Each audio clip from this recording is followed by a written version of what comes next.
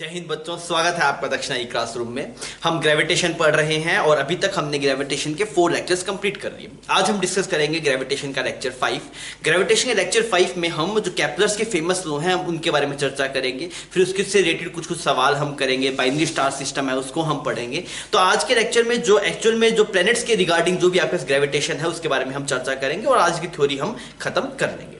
तो आइए बच्चों, बिना टाइम वेस्ट किए आइए हम इस लेक्चर को शुरू। बच्चों अभी हम पढ़ रहे हैं बाइनरी स्टार सिस्टम। ये इंपॉर्टेंट है और ये सैटेलाइट और जो प्लैनेट्स का मोशन है उसका बेसिक है। मतलब जो प्लैनेट्स हैं, सैटेलाइट्स हैं, वो सब इसी फंडामेंटल की वजह से आप रिवॉल्व करते हैं। अब आइए इसको थोड़ा पढ़ते हैं अच्छे से। बाइनरी का मतलब होता है दो, इसे आप डबल स्टार सिस्टम भी बोलते हैं। मतलब इसमें कितने स्टार होते हैं? आपके 2 स्टार सकते हैं। तो हमने यहाँ पे 2 स्टार बना दिए। एक स्टार का नाम मान लिया हमने यहाँ पे M1 और एक स्टार का नाम मान लिया हमने यहाँ पे M2। M2 को थोड़ा बड़ा दिखाया, M1 को छोटा दिखाया। मतलब M2 बड़ा स्टार है, M1 छोटा स्टार है। और इन दोनों को सेंटर को आपने ज्वाइन कर दिया। सेंटर को अगर आप ज्वाइन करेंगे तो ये जो डिस्टेंस बनेगी आपके पास, ये कितनी बनेगी? ये कुछ L डिस्टेंस बन गई आपके पास। ये हमने दूरी मान ली बाइनरी स्टार सिस्टम के बीच की दूरी, दैट इज L। अब बाइनरी स्टार सिस्टम है वो एक्चुअली क्या होता है कि ये दोनों जो स्टार्स हैं वो म्यूचुअल ग्रेविटेशनल फील्ड की वजह से रिवॉल्व करते हैं।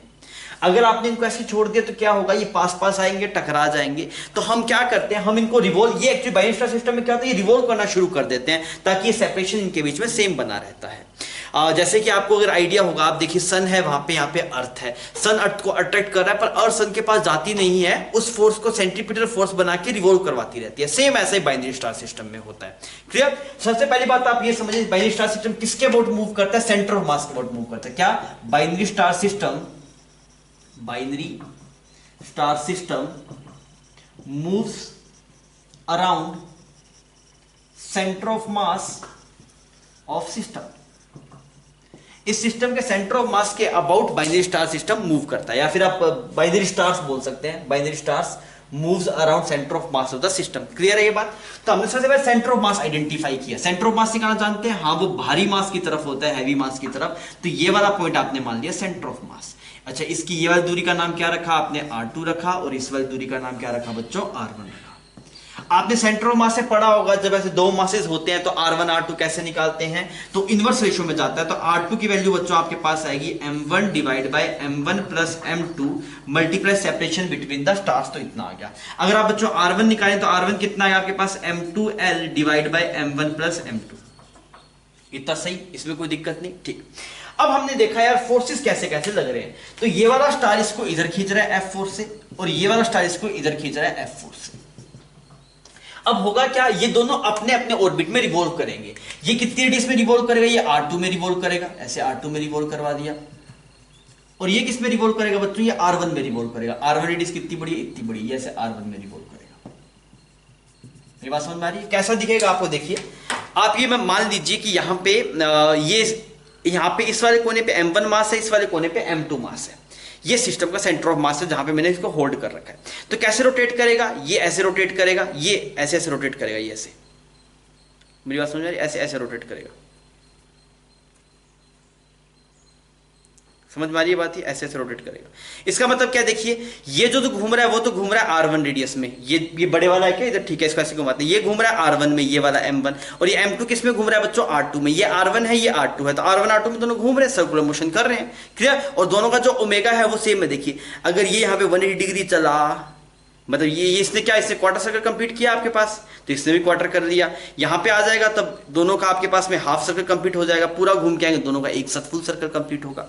मतलब जो दोनों का ओमेगा आना चाहिए वो क्या आना चाहिए? सेम आना चाहिए। आप ऐसे वापस देख लीजिए, यहाँ पे 2 अलग रेडियस में घूम रहा है पार्टिकल। एक इसमें घूम रहा है, एक इसमें घूम रहा है। अगर हम इसको घुमाएंगे, देखिए ऐसे ऐसे ऐसे हम इसे घुमाते हैं। देखिए अगर आप इसे ऐसे घुमाएंगे तो जितना एंगल ये चलेगा उतना ही एंगल ये रोटेट करेगा। अगर दोनों के angle of rotation same time period में सेम है, इसका मतलब दोनों का ओमेगा एंगुलर वेलोसिटी क्या होनी चाहिए? सेम होनी चाहिए।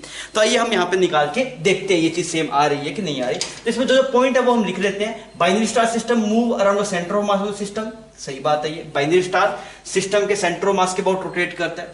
सेकेंड बात अगर आप देखेंगे तो आप ये बोलेंगे कि बोथ स्टार्स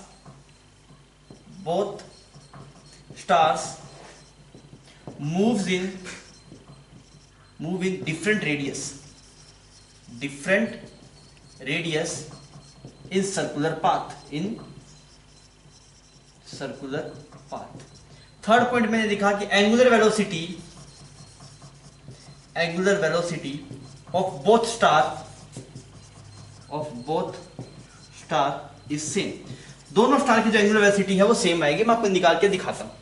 आइए अब इसको थोड़ा सोल्व करते हैं। तो हम ये बोलेंगे कि यहां पे F फोर्स लग रहा है, वो F फोर्स कितना है, मतलब इसके ऊपर लगने वाला फोर्स कितना है, F। ये कौन लगा रहा है, ये M1 लगा रहा है। तो कितना फोर्स लग रहा है, आपने लिखा G M1 M2 divide by L square. सही है बच्चों, यही फोर्स है आपके पास। ये किसके बराबर आएगा आपके पास, हमने बात किया है, पहले इस पे बात कर लेते हैं ना। तो ये centripetal force mv square by r, mv square by r, और कितनी डिग्री में घूम रहा है, r2 में। हमने माना जब ये सर्कल में घूम रहा है तो इसकी वेलोसिटी कुछ इधर v2 है, इसकी वेलोसिटी इधर कुछ v1 है। तो मैंने क्या लिखा, जो फोर्स लग रहा है that is gm1 m2 divide by l square, और किसके बराबर आ रहा है आपके पास, m2 v2 square by r2। ठीक है, इतनी इक्वेशन आ गई। इसके लिए अगर आप इक्वेशन लिखेंगे तो आप क्या लिखेंगे बच्चों, इसके लिए आप लिखेंगे gm1 m2 divide by l square, ये किसके बराबर आएगा, m1 v1 square divide by r1। कोई दिक्कत है यहां तक, सिंपल बात। तो आपको यहां पे दिखाई देगा भाई ये दोनों टर्म्स आपके पास से बराबर आनी चाहिए, बिकॉज ऑफ फोर्सेस आपके पास बराबर है। आइए अब थोड़ा आगे बढ़ते हैं। यहां से हम क्या करते हैं, R1 R2 की वैल्यू हमें पता है, R1 की वैल्यू हमने निकाल ली, R2 की वैल्यू हमने निकाल ली। तो ये वैल्यूज हम यहां पे पुट कर देते हैं तो हमें रिजल्ट मिल जाएगा ना, V2 का रिजल्ट मिल जाएगा। तो यहां पे M2 से M2 साफ हो गया, यहां पे M1 से M1 साफ हो गया। तो अगर आप देखें जो V2 स्क्वायर आपके पास आया, V2 स्क्वायर वो किसके बराबर आया आपके पास, gm1 l square, gm1 l square multiply r2, और r2 की वैल्यू कितनी है बच्चों, m1 divide by m1 plus m2 multiply l। Clear. तो यहां से अगर आप देखेंगे एक l से एक l साफ हो गया, तो जो v2 का एक्सप्रेशन आएगा आपके पास वो आ गया under root g m1 plus m2 multiply l, और बाहर एक m1 आ गया। सिमिलरली अगर आप v1 निकालने जाएंगे तो वो आएगा आपके पास g divide by m1 plus m2 multiply l, ये ऐसा एक्सप्रेशन आ गया। अब हमें ये चेक करना है, मास्टर ने बोला दोनों की एंगुलर स्पीड सेम है, तो वो आ रही है कि नहीं आ रही, मैं चेक कर लेता हूं। तो अगर आप ओमेगा 1 देखेंगे, ओमेगा 1, तो v1 डिवाइड बाय r1 आएगा आपके पास, v1 डिवाइड बाय r1 आएगा आपके पास। तो अगर आप इसको निकालेंगे तो ये एक्सप्रेशन कितना आएगा, v1 की वैल्यू पता है आपको, यहां पे पुट कर दीजिए root g m1 plus m2 l divide by m2 divide by r1, r1 की वैल्यू कितनी है आपके पास, m2 l divide by m1 plus m2। अब देखिए m2 से m2 बच्चों क्या हो गया आपके पास, साफ हो गया। तो यहां पे जो ओमेगा 1 आया वो कितना आया आपके पास, this will become g m1 plus m2 divide by l cube, ये आ रहा है आपके पास ओमेगा 1। सिमिलरली अगर आप ओमेगा 2 निकालेंगे, कैसे निकालेंगे, ओमेगा 2 v2 बाय r2, वो भी इतना ही आएगा आपके पास under root g m1 plus m2 divide by l का क्यूब। तो आपको यहां पे दिखाई देगा भी ओमेगा 1 और ओमेगा 2 क्या आ रहा है आपके पास, बराबर आ रहा है। तो इस सिस्टम में सर क्या सीखने वाला था, क्या हमें ये रिजल्ट याद रखने, आपको रिजल्ट याद नहीं रखने, आपको सिर्फ ये पता होना चाहिए कि बाइनरी स्टार सिस्टम किसके अबाउट मूव करता है, सेंटर ऑफ मास के अबाउट मूव करता है, और दोनों की जो एंगुलर वेलोसिटी आती है वो कितनी आती है आपके पास, सेम आती है। अगर आप एंगुलर वेलोसिटी का रिजल्ट याद कर ले तो थोड़ा ठीक हो सकता है, कभी जरूरत पड़ सकती है इसकी, बाकी आपको इसकी कोई खास जरूरत नहीं पड़ेगी। बस ये कंसेप्ट हो गया आपके पास आगे प्लैनेट्स का मोशन को समझने के लिए। ठीक है बच्चों, आप इसको छापिए, फिर अपने आगे बढ़ते हैं।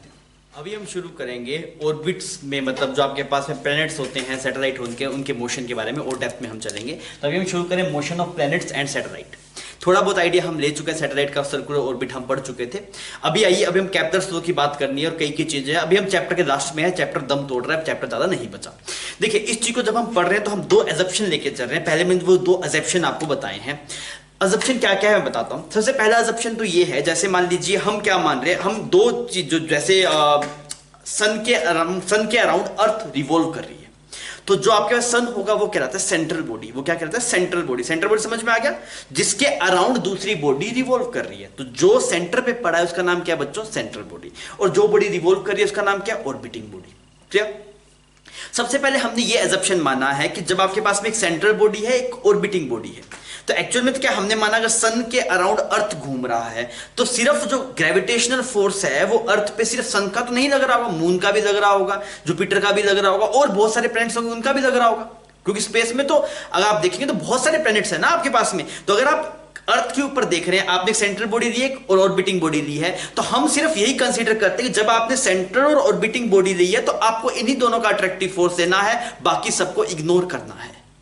मेरी बात समझ में आ गई? अगर आप बात करें अर्थ और मून की तो आपको समझ में आ रहा है अब की बार अर्थ सेंट्रल बॉडी है, मून उसके अराउंड रिवॉल्व कर रहा है, तो अब आपको ये नहीं देखना भाई मून पे सन की वजह से कितना ग्रेविटेशन लग रहा है, वो आपको कंसीडर करना नहीं है, क्योंकि हम अगर वो कैलकुलेशन लेके बैठ गए तो हम कभी भी रिजल्ट निकाल ही नहीं सकते। मेरी बात समझ में आ गई? तो हम जब सेंट्रल बॉडी और ऑर्बिटिंग बॉडी की बात कर रहे हैं तो इसके अलावा और कोई भी बॉडी अगर स्पेस में होगी तो हम उसकी वजह से ग्रेविटेशनल फोर्स कंसीडर नहीं करेंगे। यही बात इंग्लिश में सुंदर अक्षरों में लिखी हुई है।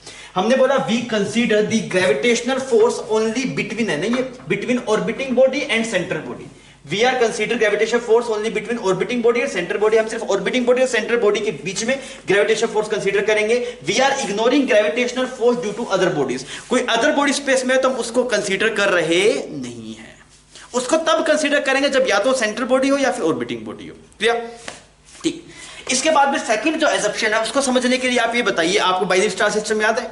हाँ सर हमें याद है। क्या था बच्चों बाइनरी स्टार सिस्टम? सर इसका मास m1 था, इसका मास आपके पास m2 था। बहुत बढ़िया। और ये सिस्टम किसके अराउंड रिवॉल्व करता है? सेंटर ऑफ मास के अबाउट रिवॉल्व करता है। चमक की बात हमें।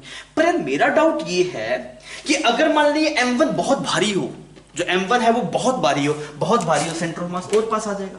मेरे पास और भारी है, सेंटर ऑफ मास और पास आ जाएगा, और इतना भारी है मतलब बहुत ही ज्यादा भारी है m2 से, तो सेंटर ऑफ मास होगा वो m1 के सेंटर के बहुत पास होगा। सही है ये बात? तब हम क्या बोलेंगे सर जी, अगर m1 बहुत ही भारी हुआ एज कंपेयर टू m2, इसका मतलब क्या? Centre of mass of system and centre of mass of m1 दोनों क्या कर जाएंगे? कोइंसाइड कर जाएंगे, टेंडिंग टू कोइंसाइड कर जाएंगे, तो यहां पे होगा। तो अगर इसके जस्ट पास में है तो इसका जो ऑर्बिटल मोशन है उसे कंसीडर करने की जरूरत नहीं है। आप सोच के देखिए, मैं आपको बोलूं, हमने इससे पहले ये एग्जांपल लिया था ना, हमने बोला यहां पे एक सन है, यहां पे एक सन है, ये इस वाले पॉइंट के अबाउट रिवॉल्व कर रहा है, ऐसे ऐसे रिवॉल्व कर रहा है। ये बात समझ में आ रही है? ऐसे ऐसे रिवॉल्व कर रहा है। अच्छा, अगर मान लो एक मास बहुत भारी हो जाएगा, बहुत बड़े, सेंटर मास यहां पे आ जाएगा, बिल्कुल पास में आ गया। अब बिल्कुल पास में आ गया तो ये वाला का जो रेडियस है जो बहुत भारी है वो तो बहुत ही कम है ना, तो आप उसे कैसा मान सकते हैं? रेस्ट पे मान सकते हैं। एजम्पशन में हमने ये बोला, साफ साफ अक्षरों में अगर मैं बताऊं तो एजम्पशन में हमने ये बोला कि जो सेंट्रल बॉडी है वो हमने बहुत भारी मानी है। सेंट्रल बॉडी को हमने क्या किया? बहुत भारी माना है। उससे क्या बेनिफिट हुआ? उससे ये बेनिफिट हुआ कि सिस्टम का सेंटर ऑफ मास जो सेंट्रल बॉडी थी उसके सेंटर ऑफ मास से कोइंसाइड करने की कंडीशन में है। एग्जैक्टली कोइंसाइड नहीं करेगा, थोड़ा सा दूर होगा, कोइंसाइड करने की कंडीशन में है। अगर वो कोइंसाइड करने की कंडीशन में होगा तो आप सेंट्रल बॉडी को रेस्ट पे मान सकते हैं, उसका मूवमेंट लेने की कोई जरूरत नहीं है। और आप जानते हैं जैसे सन है, सन के अराउंड अर्थ रिवॉल्व कर रहा है, तो सन बहुत भारी है ना एज कंपेयर टू अर्थ, तो आप ये बोल सकते हैं सिस्टम का सेंटर ऑफ मास सन के सेंटर ऑफ मास से मैच कर रहा है, तब कोई दिक्कत वाली बात नहीं है। यही बात हमने लिखी हुई है। We assume that central body is so much more massive than orbiting body that we can ignore its motion under mutual interaction. I hope आपको बातें क्लियर होगी। क्लियर है बच्चों? तो ये दो एजम्पशन हो गए। अब ये दो एजम्पशन समझ में आ गए, इन्हीं को लेते हुए आइए अब हम जो केप्लर ने जो लॉ दिए थे उसके बारे में हम पढ़ते हैं। जब भी हम मोशन ऑफ प्लैनेट और सैटेलाइट पढ़ेंगे तो ये दोनों एजम्पशन हम यूज करेंगे। मैंने थोड़ा आइडिया आपको दिया था यही एजम्पशंस का सैटेलाइट में, फिर मैंने बोला था आपको ढंग से तो मैं लिखाऊंगा जब हम केप्लर लॉ पढ़ रहे होंगे। इसके बाद में हम शुरू करें केप्लर लॉ। आप इसको छाप लीजिए। आपको याद होगा जब हमने ग्रेविटेशन शुरू किया था तो मैंने कुछ साइंटिस्ट के नाम लिए, तो उसमें एक नाम लिया था बंदा केप्लर का, याद है आपको? वो जो आपका टाइको ब्राहे था उसका कुछ डाटा उन्होंने उठाया और उसके बाद उससे खुद कुछ रिसर्च की, फाइनल कुछ अपने से लॉ दिए।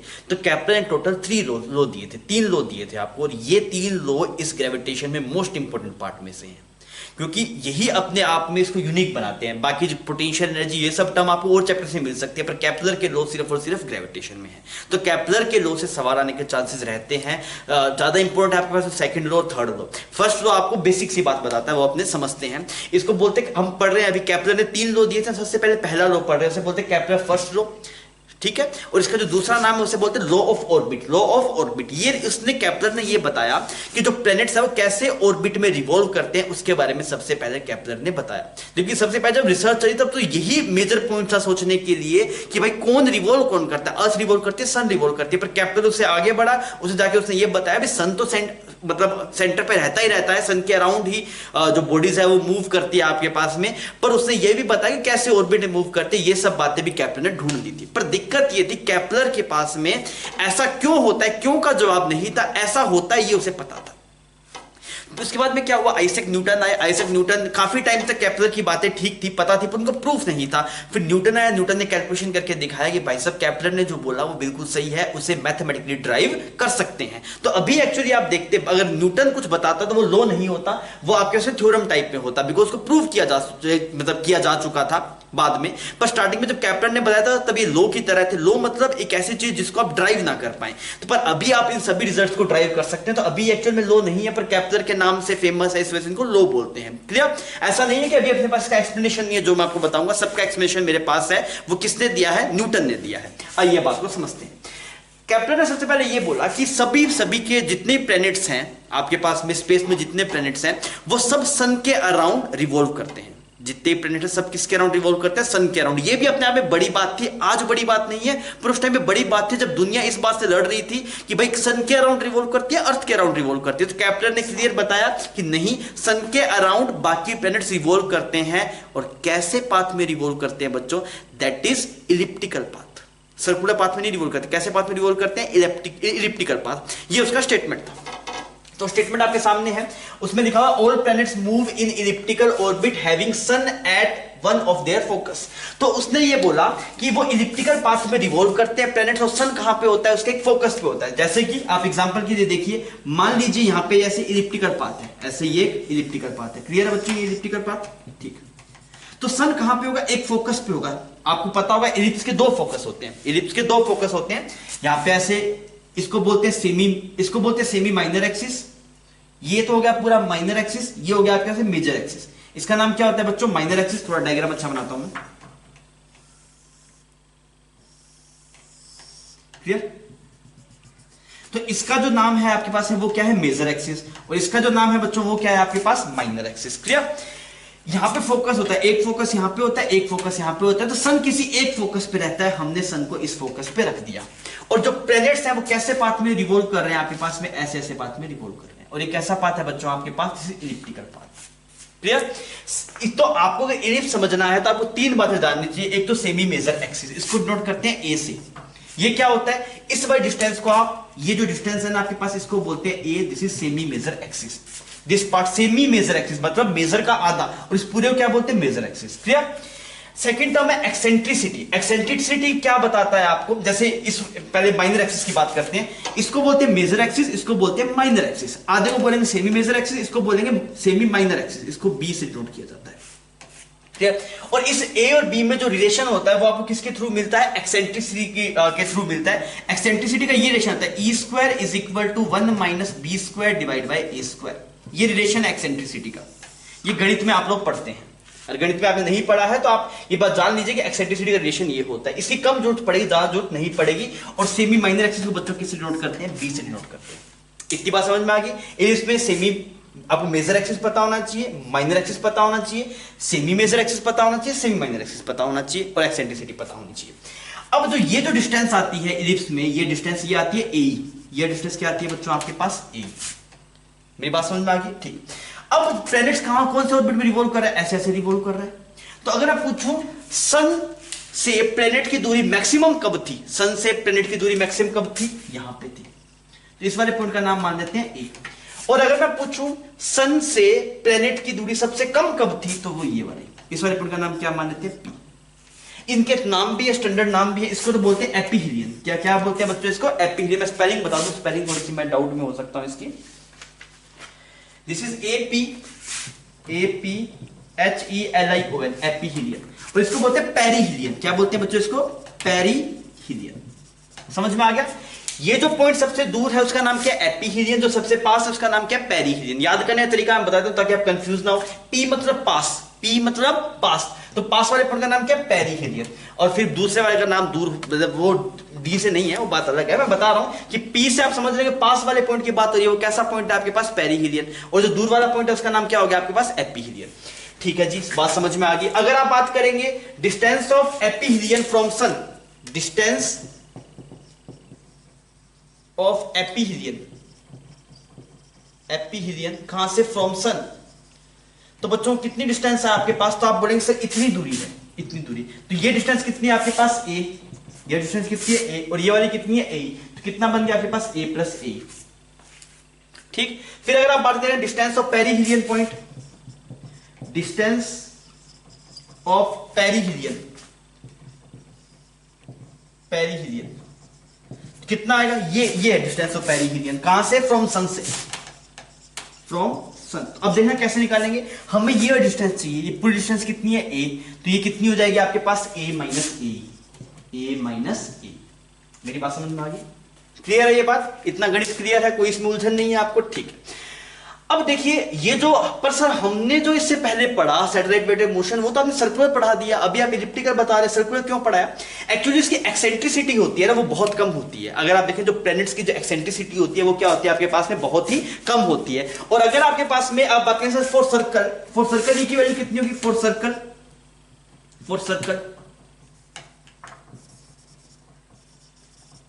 सर्कल के लिए क्या होगा सर, सर्कल के लिए ए और बी दोनों वो बराबर हो जाएंगे, और ए और बी बराबर हो जाएंगे, तो ई की वैल्यू कितनी है कि 0। तो सर्कल के लिए जो आपके पास में ई आता है वो कितना आता है, 0। तो अब एक्चुअल में होता क्या है, for planets E is very small, very small मतलब कितना स्मॉल, मतलब 0.007 के आसपास आता है, ई 0.017 के आसपास आता है सन के लिए approximate. This is for earth, जो अर्थ रिवॉल्व करता है ना उसकी एक्सेंट्रिसिटी इतनी आती है, E इज इक्वल टू 0.017। अगर E आपके पास बहुत स्मॉल है तो आप क्या मान सकते हैं, पाथ इज अप्रोक्सीमेटली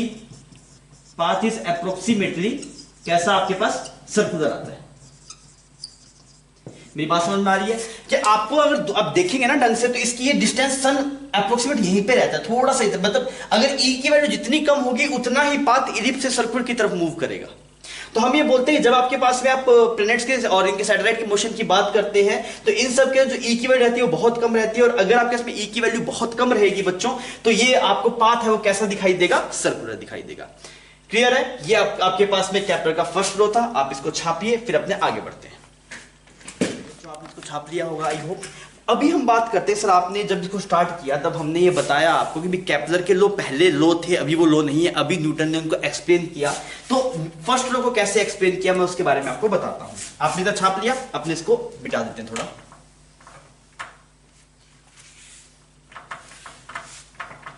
न्यूटन ने केपलर के फर्स्ट लो को एक्सप्लेन करते हुए ये वाली बात बोली कि अगर आपने देखा जब सैटेलाइट का मोशन पढ़ाया था, मैंने बोला था if total energy is negative, then only two paths are possible,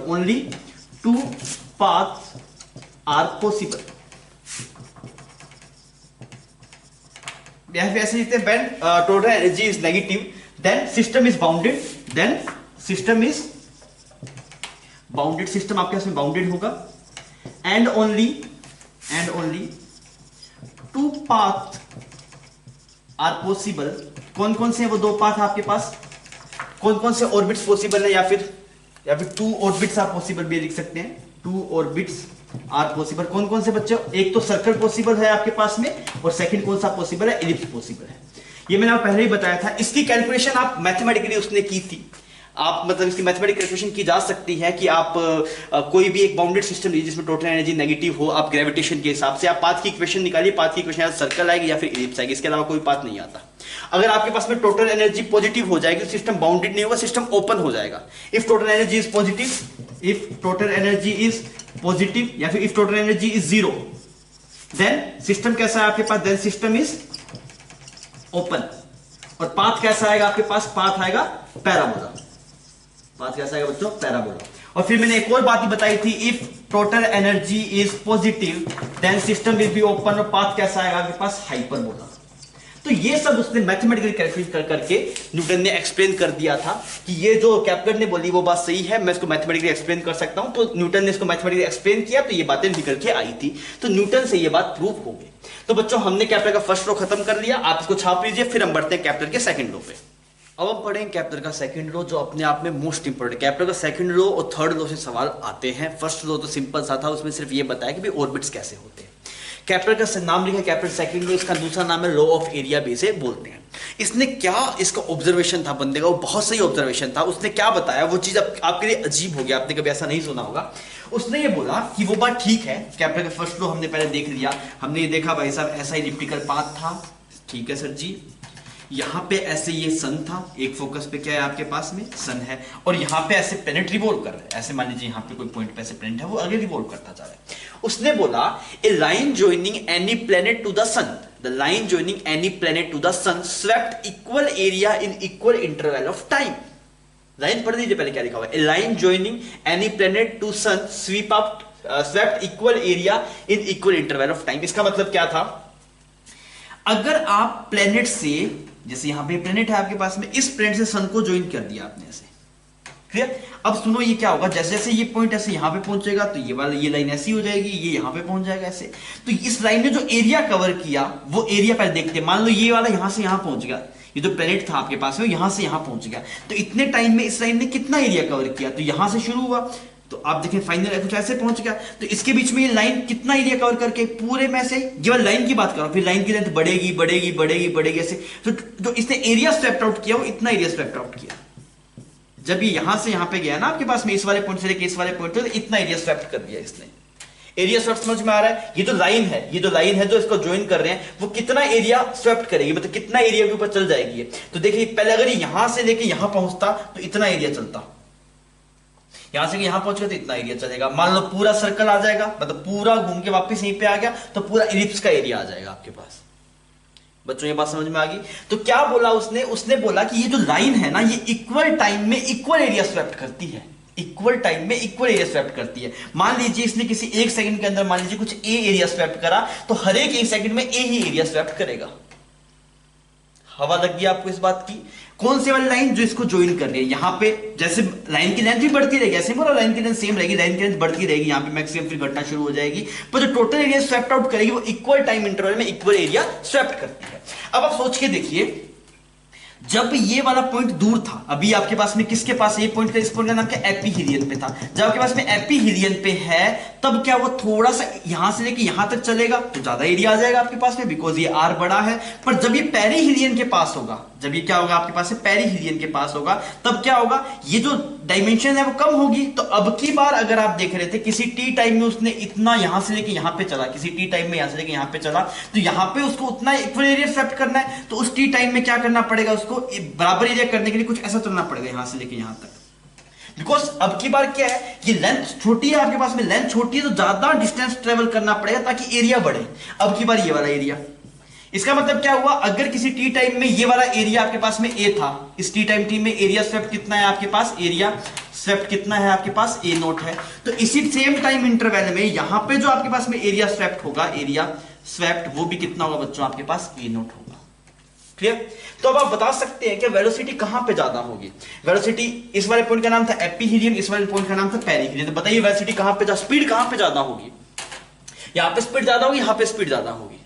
आप बोलेंगे सर जी पेरीहीलियन पे जो स्पीड होगी वो ज्यादा होगी, एपीहीलियन पे स्पीड कम होगी। ऐसा क्यों होगा दोस्त, देख यहां पे डिस्टेंस ज्यादा है तो थोड़ा सा चलने से भी एरिया अच्छा खासा आ जाएगा, पर यहां पे पता है डिस्टेंस कम है तो फटाफट चलना पड़ेगा, बिकॉज इक्वल टाइम में इक्वल एरिया स्वेप्ट करना है। मेरी बात समझ में आ रही है आपको। तो यहां पे क्या होगा, जो वेलोसिटी आपके पास में पेरीहीलियन पे आती है वो ज्यादा आती है एज कंपेयर टू एपीहीलियन।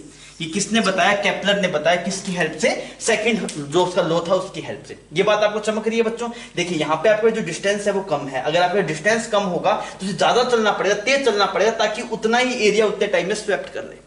तो velocity at perihelion is greater than velocity at aphelion. I hope इतनी बात आपको चमक गई होगी। ठीक है, ये उसने बोला। अब न्यूटन ने बोला भाई साहब केपलर ने जो बोला वो सही है, वो अपने प्रूव कर सकते हैं। तो कैसे प्रूव कर सकते हैं, उसने बोला अभी हम इस लॉ को समझ रहे हैं with the help of Newton, explanation of Newton, explanation of Newton. तो न्यूटन ने बोला, उसने बोला क्या, तो उसने बोला यार इक्वल टाइम इंटरवल में इक्वल एरिया स्वेप्ट करना है, ये उसने बोला। तो उसने बोला देखिए मैं कोई चीज दिखाता हूं, यहां पे ऐसे सन है, ठीक, मान लीजिए किसी पॉइंट पे ये वाला प्लेनेट यहां पे था, तो छोटे टाइम इंटरवल में कहां पहुंच जाएगा, यहां से कुछ यहां पे पहुंच जाएगा आपके पास। क्लियर। ये डिस्टेंस आपके पास में कुछ आर है, ये वाला एंगल को डी थीटा मान लो, तो ये छोटी सी डिस्टेंस होगी आपके पास, जिसको आप आर डीटा लिख सकते हैं, छोटी सी मान रहे हैं वैसे आर डी थीटा। क्लियर।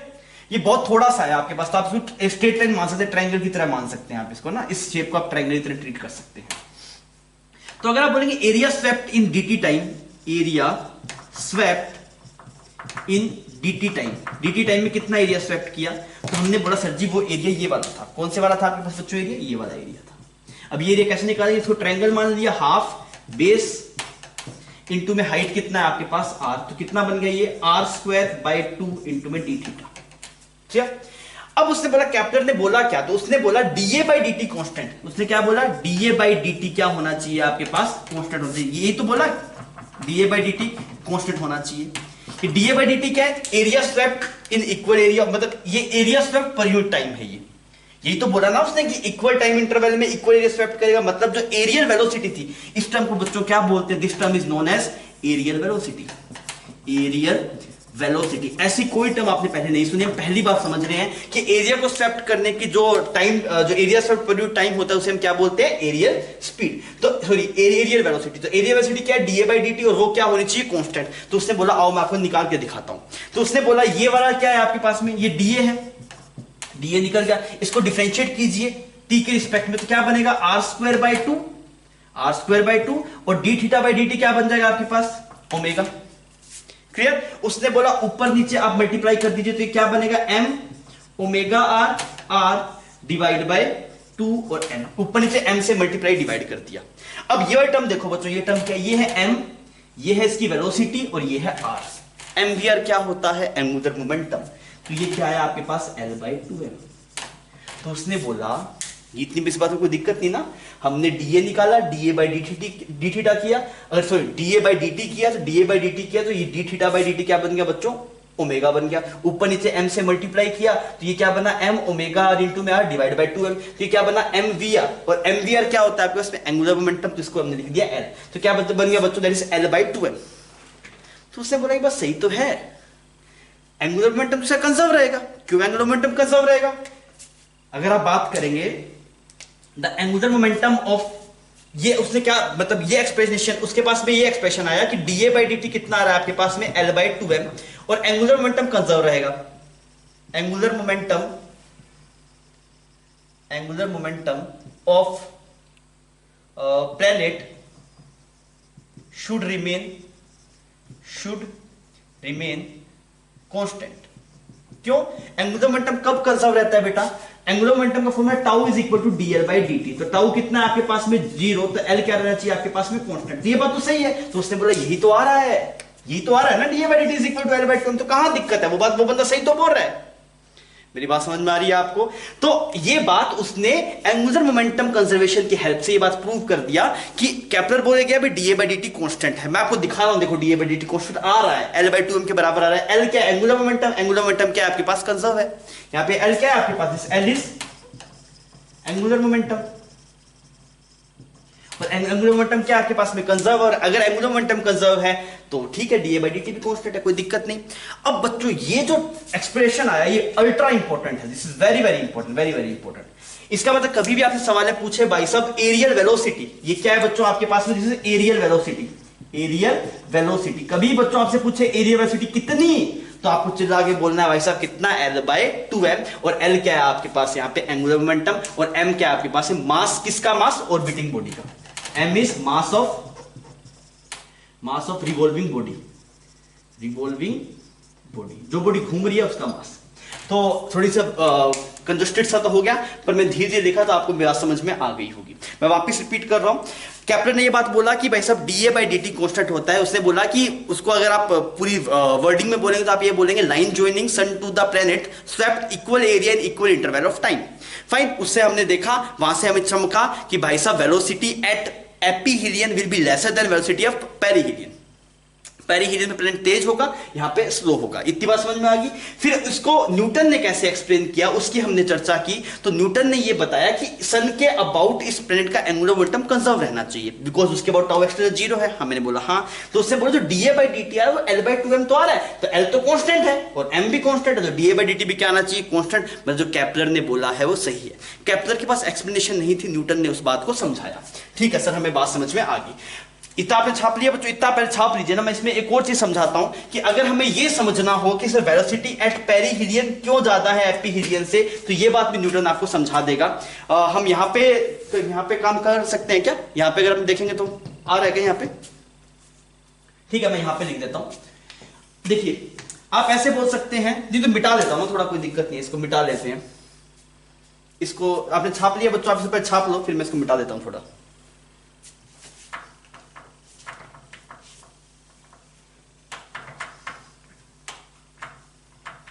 ये छापना था ना, ये बहुत इंपॉर्टेंट था, ये आपको छापना था। क्या आया आपके पास एरिया वेलोसिटी का एक्सप्रेशन, दैट इज कितना एक्सप्रेशन आया, dA/dt is equal to L/2L। उसने बोला कि अगर आप एंगुलर मोमेंटम कंजर्वेशन लगाएं, angular momentum conservation, angular momentum conservation, तो ये लगा सकते हैं क्या? हाँ हम लगा सकते हैं। क्यों लगा सकते हैं? बिकॉज टॉर्क सेंटर के टॉर्क सन के जो अराउंड जो टॉर्क आना चाहिए वो आपके पास में 0 है। सन के अराउंड टॉर्क कितना है? 0 है। और अगर इस पॉइंट के वो टॉर्क 0 है तो एंगुलर मोमेंटम कंजर्व रहना चाहिए। तो मैंने सबसे पहले लिखा, यहां पे सन है हमारे पास, इसको बोल दिया वेलोसिटी एट एपीहीलियन। इसका नाम क्या हो गया बच्चों? Velocity at perihelion. ठीक है, इस डिस्टेंस का नाम हो गया आपके पास में RA, डिस्टेंस ऑफ एपीहीलियन, इसका नाम हो गया RP। आपसे पूछूं RA की वैल्यू कितनी? RA is A plus AE। और मैं पूछूं एपीहीलियन की डिस्टेंस कितनी, तो क्या बोलेंगे आप? A minus AE। तो अब आप क्या बोलेंगे? That is MVA RA is equal to MVP RB, VP RP। I hope इसमें कोई दिक्कत नहीं होगी, क्योंकि एंगुलर मोमेंटम कंजर्व किया जा सकता है। M से M साफ हो गया। अब आपको पता है कि ये जो RA की वैल्यू है वो क्या है? ज्यादा है। और अगर RA की वैल्यू ज्यादा है और RP की वैल्यू कम है तो क्या होगा आपके पास? VP ज्यादा आएगा VA से। तो ये जो आपने एक्सप्लेनेशन दी थी, यहां पे जो हमने समझा वो केपलर लॉ की हेल्प से समझा। ये कैसे समझा? With help of Kepler law, with help of Kepler's law. और ये जो आपने समझा किसकी हेल्प से समझा? With help of Newton, with help of Newton. ये बात आपको न्यूटन ने समझाई, और किसकी हेल्प से? Angular momentum conservation. तो बच्चों ये लो अपने आप में बहुत इंपॉर्टेंट था। सर इससे क्या क्या सीखने वाला था? पहली बात आपको समझ में आना चाहिए एरिया वेलोसिटी होता क्या है। मतलब जो बोला गया कि line joining sun to the earth, sun to the planet swept equal area equal interval of time, ये इस बात का मतलब क्या है। फिर आपको समझ में आना चाहिए इसको dA/dt भी बोल सकते हैं, और dA/dt किसके बराबर है? L/2m की। इसको आप एरिया वेलोसिटी बोलते हैं। आई होप आपको समझ में आ गया होगा। It is very very important. आप यहाँ पे चांद तारे बना लीजिए, जो आप बनाना चाहें आप इसको छापिए, फिर अपने आगे बढ़ते हैं। बच्चों अभी हम पढ़ रहे हैं लास्ट लॉ ऑफ केपलर, और ये लो सिंपल भी है आपके पास में पर इंपॉर्टेंट है। देखिए केपलर ने ये बोला कि आपके पास में डिफरेंट ऑर्बिटर रेडियस में प्लैनेट्स रिवॉल्व कर रहे हैं। अर्थ का एक अलग ऑर्बिट है, प्लैनेट कोई और जुपिटर होगा तो उसका अलग होगा, मार्स होगा तो मतलब डिफरेंट जो आपके पास में प्लैनेट्स है उनका अलग अलग आपके पास में पाथ है, अलग अलग ऑर्बिट है। तो उसने बोला कि जो टाइम पीरियड वो किसके डायरेक्टली प्रोपोर्शनल आता है आपके पास? वो टाइम पीरियड, उसने बोला टाइम पीरियड का जो स्क्वायर है वो डायरेक्टली प्रोपोर्शनल आता है मीन डिस्टेंस का क्यूब। टाइम पीरियड का जो स्क्वायर है, जैसे मान लीजिए कोई एक प्लैनेट आपके पास में कोई मीन डिस्टेंस पे रिवॉल्व कर रहा है, ऑर्बिटल जो उसकी रेडियस है वो A है। आपके पास अगर इलिप्टिकल है तो हमें एवरेज देना पड़ेगा, मैं बता दूंगा क्या करना है। मान लीजिए अगर कुछ सर्कुलर में घूम रहा होता तो अगर A में घूम रहा है तो उसका जो टाइम पीरियड है वो t² is proportional to A का क्यूब। मान लीजिए कोई 2A में घूम रहा है तो उसका जो टाइम होगा वो किसके होगा? 8A क्यूब के प्रोपोर्शनल होगा। क्लियर? तो उसने ये बोला the time period of any planet about sun is proportional to cube of planets mean distance from the sun. Time period of the square of time period, ऐसे कर लो, square of time period of any planet about sun is proportional to cube of planet mean distance from the sun। उसने बोला कि अगर आपके पास में प्लेनेट और मतलब जो पाथ जो आपके पास ऑर्बिट है वो सर्कुलर है तो वो t² आएगा r³ के प्रोपोर्शनल। और यहाँ पे r क्या है आपके पास में? r क्या बच्चों? r रेडियस है। r क्या आपके पास? रेडियस। और अगर पाथ इलिप्टिकल होगा तो t² किसके क्यूबिकल पावर आएगा आपके पास? एक ही क्यूबिकल पावर आएगा। और ये क्या है आपके पास? Semi major axis. ठीक। और जो इसका फॉर्मूला है वो आपके पास में ये फॉर्मूला आता है। न्यूटन ने इस नियम की धज्जियां उड़ाई। न्यूटन ने बोला अपने इतने गणित की जरूरत नहीं, बट वैसे ही कर देंगे। देख आपको अगर याद होगा हमने जब सैटेलाइट का मोशन पढ़ा था, मैंने ऐसे बोला यहाँ पे एक सेंट्रल बॉडी है, इसका मास m है, यहाँ पे एक स्मॉल m की एक ऑर्बिटल बॉडी है जो ऐसे अराउंड रिवॉल्व कर रही है। तो हमने यहाँ पे क्या लिखा था आपके पास में? GMM divide by r² is equal to small m v²/r। ये इससे कट गया, r इससे कट गया, वेलोसिटी कितना आ गया आपके पास? √GM/r आ गया। टाइम पीरियड अगर आप देखें तो बच्चों तो कितना आएगा? 2πr divide by v। v की वैल्यू कितनी है? √GM, और यहाँ पे √r तो कितना आ गया? 2πr⁵ √GM। आप देख लो ना, याद हो रहा है T square is proportional to R की पावर क्यूब, बात हो रहा है।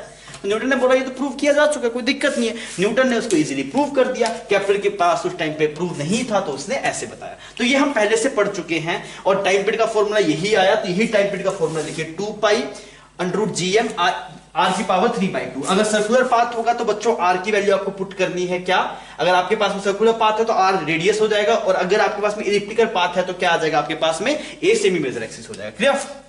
तो अगर सर्कल होगा आपके पास, अगर आपके पास सर्कल होगा तो ए की बजाय क्या पुट करेंगे आप, कैपिटल आर पुट करेंगे। अगर इलिप्स होगा आपके पास में तो आप क्या पुट कर देंगे, ए पुट कर देंगे। ये बात अपने आप में इंपॉर्टेंट है, आपको कई बार यूज करना पड़ेगा। जब आपके पास में इलिप्टिकल पाथ होगा और आपको बोला जाएगा टाइम पीरियड निकालिए, तो आपको इसी का डायरेक्ट हेल्प लेनी पड़ेगी कि time period is equal to 2 pi a⁻³ by √gm। अगर इलिप्टिकल पाथ हम मोस्टली देखेंगे तो इलिप्टिकल पाथ में आपके पास में आप ए पुट करेंगे वहां पे, that is distance of semi major axis. Clear है बच्चों, आप इसको छाप लीजिए। बच्चों सवाल आपके सामने, एक बार आप सवाल पढ़ लीजिए फिर अपने थोड़ा देख लेंगे सवाल को।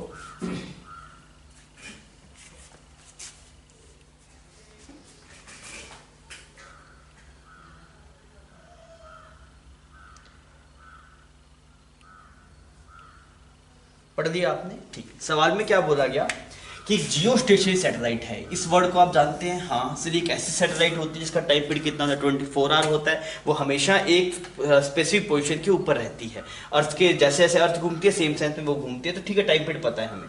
वो कितनी रेडियस, कितनी हाइट पे घूम रहा है आपके पास में, is orbiting the earth at a height 6 hour above the surface of the earth. ठीक है जी।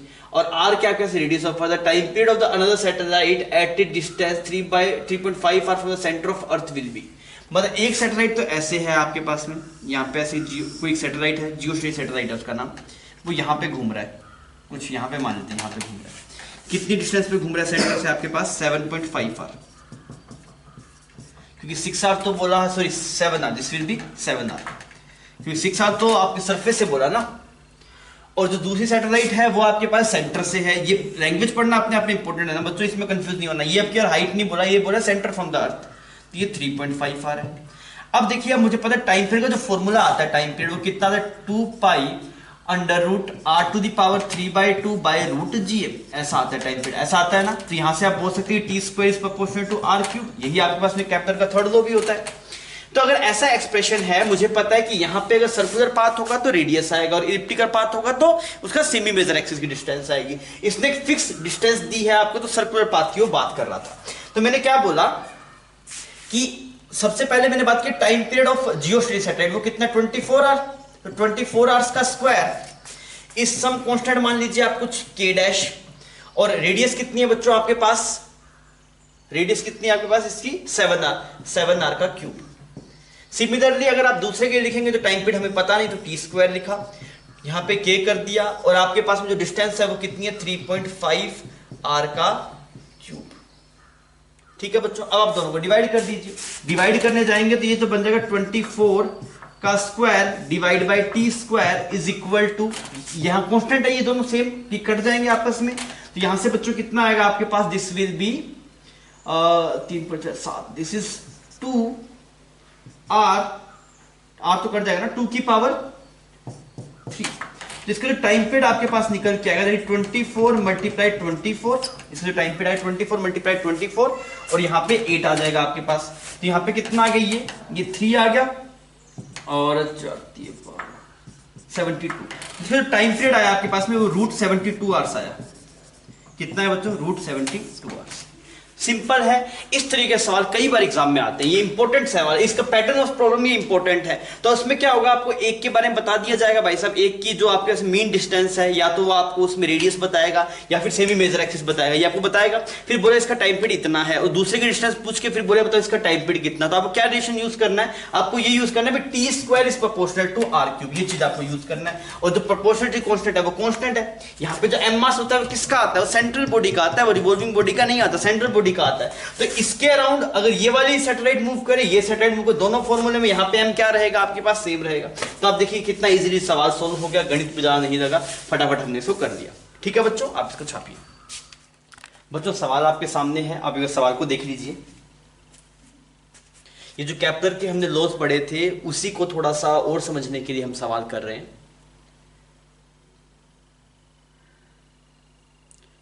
पढ़ा सवाल। सवाल में क्या लिखा हुआ है? Imagine a light planet revolving around a very massive star in a circular orbit of radius r with time period capital T। If gravitational force of attraction between the planet and star is directly proportional to the r to the power -5/2। जो gravitation force पहले था gm divide by r square r की power -2 था, अब क्या और कितना r की power -5/2। Then find relation between time period and radius. इस तरीके के सवाल इंपॉर्टेंट रहते हैं।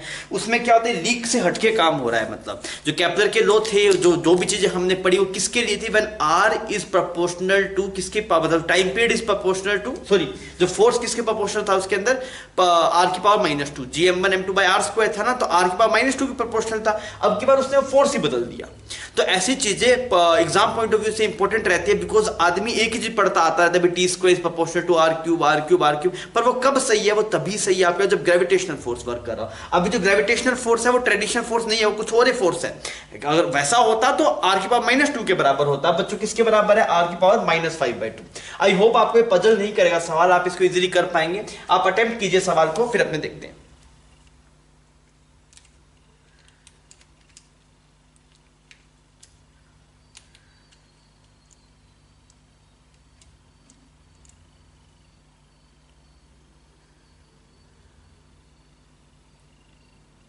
हुआ भाई?